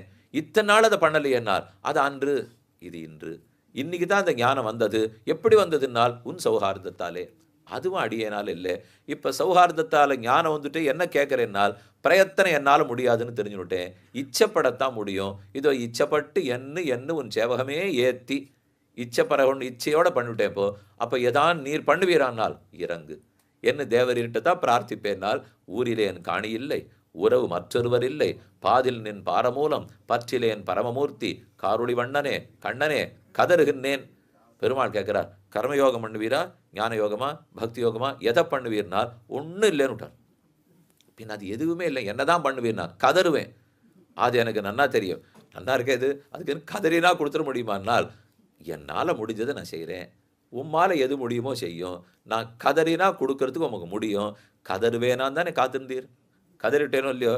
அப்போ ஊரிலேன் காணி இல்லை, உறவு மற்றொருவர் இல்லை, பாரில்லின் பாதமூலம் பற்றிலேன் பரமூர்த்தி காருளி வண்ணனே கண்ணனே கதறுகின்றேன்.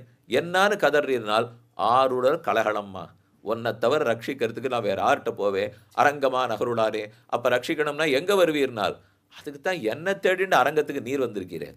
அப்படி இருக்கிறச்சே நான் எதற்கு எங்கோ தேடி போக வேண்டும். எந்த பாசுரத்தில் பார்த்தாலும் இதே அர்த்தம்.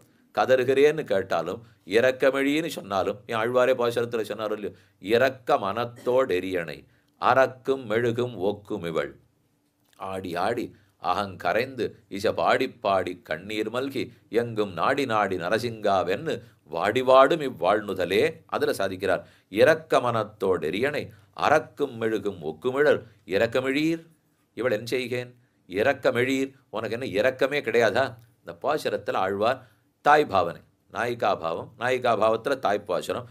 இரக்க மனத்தோடு அரியணை அறக்கும் மெழுகும் ஒக்குமிழல் இடக்கமெழீர் இதற்கன் செய்கேன் அறக்கல் இறங்கை ஈடழித்தீர். அரக்கர்களுடைய இலங்கையை நீர் போக்கினீர். அதை கேட்டுட்டு என் பொண்ணு ஒரே இறக்கத்தோடு இருக்கா. இறக்க மனத்தோடு எரியணை, இறக்கம்ங்கிற தய, அந்த தயக்கு அந்த இடத்துல அழகார்த்தம் சொல்லியிருக்கார். பெண்ணு பராங்குஷ நாய்க்கு இறக்கத்தோடு அழுதுன்னு இருக்காளாம். என்னன்னுட்டு அரக்கர் எரி அழித்தினார். அன்னைக்கு ஒரு பெண்ணு சீதைக்காக ராமன் போய் எவ்வளவு தூரம் உண்ணாது உறங்காது ஒலிகடலை உடறுத்தான், அந்த இலங்கையே முடிச்சாரே. இதை கேட்டதுலேருந்து இவ எப்படி தேட்டா தெரியுமா? இப்போ இறக்க மன எரியணை அறக்கும் மெழுகும் ஒக்குமிவள், எரிந்து கொண்டிருக்கிற அரக்கு மெழுகு பக்கத்தில் இருந்தால் எப்படி உருகின்றே இருப்பாளோ என் பொண்ணு அதை போல உருகிறா போ. அன்றைக்கு ஒரு சீதைக்காக பண்ணாயின்னுட்டு இவ உருக ஆரம்பிச்சிட்டாளா. எனக்கு இப்போ என்ன ஆபத்து? இரக்கமெழீர், அவள்கிட்ட இருந்த இரக்கம் உனக்கு இவள்கிட்ட இல்லையே. இரக்க மனத்தோடு எரியணை அறக்கும் மெழுகும் ஒக்கு மிகழ் இறக்கமெழீர், உமக்கிட்ட இறக்கம் இல்லை. இப்போ நான் என்ன செய்ய சொல்ல? உம்மை இறங்குன்னு சொல்லுவேனா, இவளை இறங்காதேன்னு சொல்லுவேனா? இவளை இரக்க மனத்தோடுன்னு சொன்னாரோ இல்லையோ. அங்கே இரக்கம்னா என்னன்னு சொல்கிறார்? ஈடுபடுதல், ஈரித்து விடுதல், நெகிழ்ந்து விடுதல். நெகிழ்ந்தா இரக்கமா, ஈடுபட்டா இரக்கமா, ஈரிச்சு போனால் இரக்கமா, ஆற்றாமல் வந்தால் இரக்கமா. இதெல்லாம் இறக்கம் இவள்கிட்ட இருக்கிறது. இவள்கிட்ட ஆற்றாமல் இருக்குது, ஈடுபட்டு இருக்குது, எரிஞ்சு போகிறது இருக்குது, எல்லாமே இருக்குது. ஆனால் தேவரீர்கிட்ட என்ன பண்ணும்? இப்போ நீர் இறக்கமெழீர், இறக்கத்தை காட்டவே மாட்டேங்கிறீரே. இவரிடத்துல இறங்கக்கூடாதா? எனக்கு தான் சக்தி இருக்கா உம்மை இறங்க வைக்க? இல்லை. இவளை பார்த்து நீ இறங்காதேன்னு சொல்கிறதுக்கு என்னால் முடியறதா? அதுவும் முடியல. இவளும் இறங்குகிறாள், நீரும் இறங்குகிறீர். ஆனால் இறக்கம் காரியகரமால. உன்னை நினச்சி இவை இறங்கிட்டு இருக்கா, அவளை நினச்சி நீர் இறங்குறீர். அந்த இறக்கத்தை ஒரு நிமிஷம் காட்டிவிடக்கூடாதோ? என்ன இறக்கத்தை வைத்தே ஒரு பாசுரத்தை ஆடி ஆடியில் பாடினார். அப்போ பெருமான் கண்டிப்பாக இறங்குகிறான். யாருக்கு? இறங்கினவாளுக்கு. நாம் இறக்கத்தோடு இருக்கோம்னால், இப்போ இந்த இடத்துல இறக்கம்னா தயான்னு அர்த்தம் பண்ணிக்க வேண்டாம். இந்த இடத்துல இறக்கம்னா ஈடுபாடு, ஆற்றாமை, எரிந்து போதல் அப்படிங்கிறது நம்மகிட்ட இருக்க வேண்டியது. இந்த இறக்கம் இருக்க இருக்க தானே அவர் இறங்க போகிறார். அதனால தான் இன்னியாம் வந்தோம் இறங்கு, நாங்கள் இன்னைக்கு வந்திருக்கோம், தேவரீர் இறங்க வேண்டும். அப்போ அன்னி உலகமளந்தாய் அடி போத்தி, சென்னங்கு தென்னலங்க செத்தாய் திரள் போத்தி, பொன்ன சகடமுதைத்தாய் புகழ் போற்றி, கண்ணு குணிலா விரிந்தாய் கடல் போற்றி. நாலும் பார்த்துட்டோம். குன்னு குடையா விடுத்தாய் ரக்ஷணம், குடையாக பிடித்தான், ரட்சிக்கிறார். அனிஷ்டத்தை தொலைத்து இஷ்டத்தை கொடுத்தார். வெண்ணு பககடுக்கு நின் கையில் வேல் போற்றி. பரிகரம் இருக்குன்னு அர்த்தம். வீரிய தீர்ய வீர தீர பராக்கிரமம் இருக்குன்னால், கையில வேல் இருக்குன்னால் சக்கரத்தாழ்வார் இருக்காருன்னு அர்த்தம். அவரை வைத்துக்கொண்டு என்னுடைய அனாதி கால கர்மங்களையும் தொலைச்சிருவீரோ இல்லையோ, அதுதான் வேல் போற்றி என்னன்னுன் சேவகமே ஏத்தி பரகொள்வான் இன்னியாம் வந்தோம் இறங்கு என்று கண்ணனுடைய இரக்கத்தையே பிரார்த்தித்தாள். இதைத்தான் இந்த ஸ்லோகம் முதல்லயே விண்ணப்பம் பண்ணே. ஏவம் சம்ஸ்ருதி சக்கரஸ்தே பிராமியமானே ஸ்வகர்மபிகி தீவே துக்காகுலே பிராப்தே கிருபா காப்யுபஜாயத்தே. ஆரோ ஒருத்தரிடத்தில் அந்த கிருபை ஏற்படுகிறது, அது அடியேனிடத்தில் ஏற்படட்டும் ஆண்டாள் பிரார்த்தித்தது ஆச்சரியமான இன்றைய பாசுரம். அப்ப பல்லாண்டு பல்லாண்டுன்னு பெரியாழ்வார் 12 பாசுரங்கள் பாடினா போலே அடி போற்றி திரள் போற்றி புகழ் போற்றி குணம் போற்றி என்று ஒவ்வொரு போற்றியா சொல்லி வந்தது. இப்போ அதில் அடி போற்றி உலகம்தாய் அடி போற்றி, திரள் போற்றி, புகழ் போற்றி, குணம் குணம்தான் ஊனப்பறித்தோம் அவனுடைய உயிரை படிக்க வேண்டாம் அப்படின்னு விட்டுட்ட குணம். என்னன்னுன் சேவகமே ஏத்தி பரகொள்வான் இன்னியாம் வந்தோம்னு பிரார்த்திக்க கண்ணனும் சரி இவ்வளவு தூரம் வந்திருக்கிறீர்களே உங்களுக்கு என்ன வேணும் என்று கேட்க உன்னை அறுத்தித்து வந்தோம், வேற ஒன்னையும் பிரார்த்தித்து வரலே அப்படின்னு சொன்னது 25வது பாசுரம். 25ஆம் பாசுரத்தோல ஒரு பிரகரணம் முற்றிற்று. இனிமே 26வது பாசுரத்தில் சாமியாபத்தி வேண்டி சாயுஜ்யத்தை வேண்டி சரணாகதி செய்து கைங்கரத்தை பிரார்த்தித்தது 4 பாசுரங்களுக்கு சாரார்த்தம். 26வது பாட்டாலே சாமியாபத்தி மோட்சம் வேண்டினாள், 27ஆம் பாட்டாலே சாயுஜ்ய முக்தியை வேண்டினாள். அதற்குரியது என்ன? சரணாகதி என்று 28இல் அனுஷ்டித்தாள். அதற்கு பலமேது? 7 பிறவிக்கும் கைங்கரமே பலம் என்று 29ஆம் பாசுரத்தில் பிரார்த்திக்கிறாள். மேலே சொல்ல வேண்டியவர்களை நாளை காலை கோஷ்டியில் விண்ணப்பம் பண்ணுகிறேன். இப்போது 25ஆம் பாசுர அனுசந்தானம். உருத்தி மகனாய் பிறந்து ஓரிரவில் உருத்தி மகனாய் ஒளித்து வளர தரிக்கிலானாகி தான் தீங்கு நினைந்த கருத்தை பிழப்பித்து கஞ்சன் வயிற்றில் நெருப்பென்று நெடுமாலே உன்னை அறுத்தித்து வந்தோம் பரதருதியாகில் திருத்தக்க செல்வமும் சேவகமும் யாம் பாடி வருத்தமும் தீர்ந்து மகிழ்ந்து ஏலோர் எம்பாவாய்.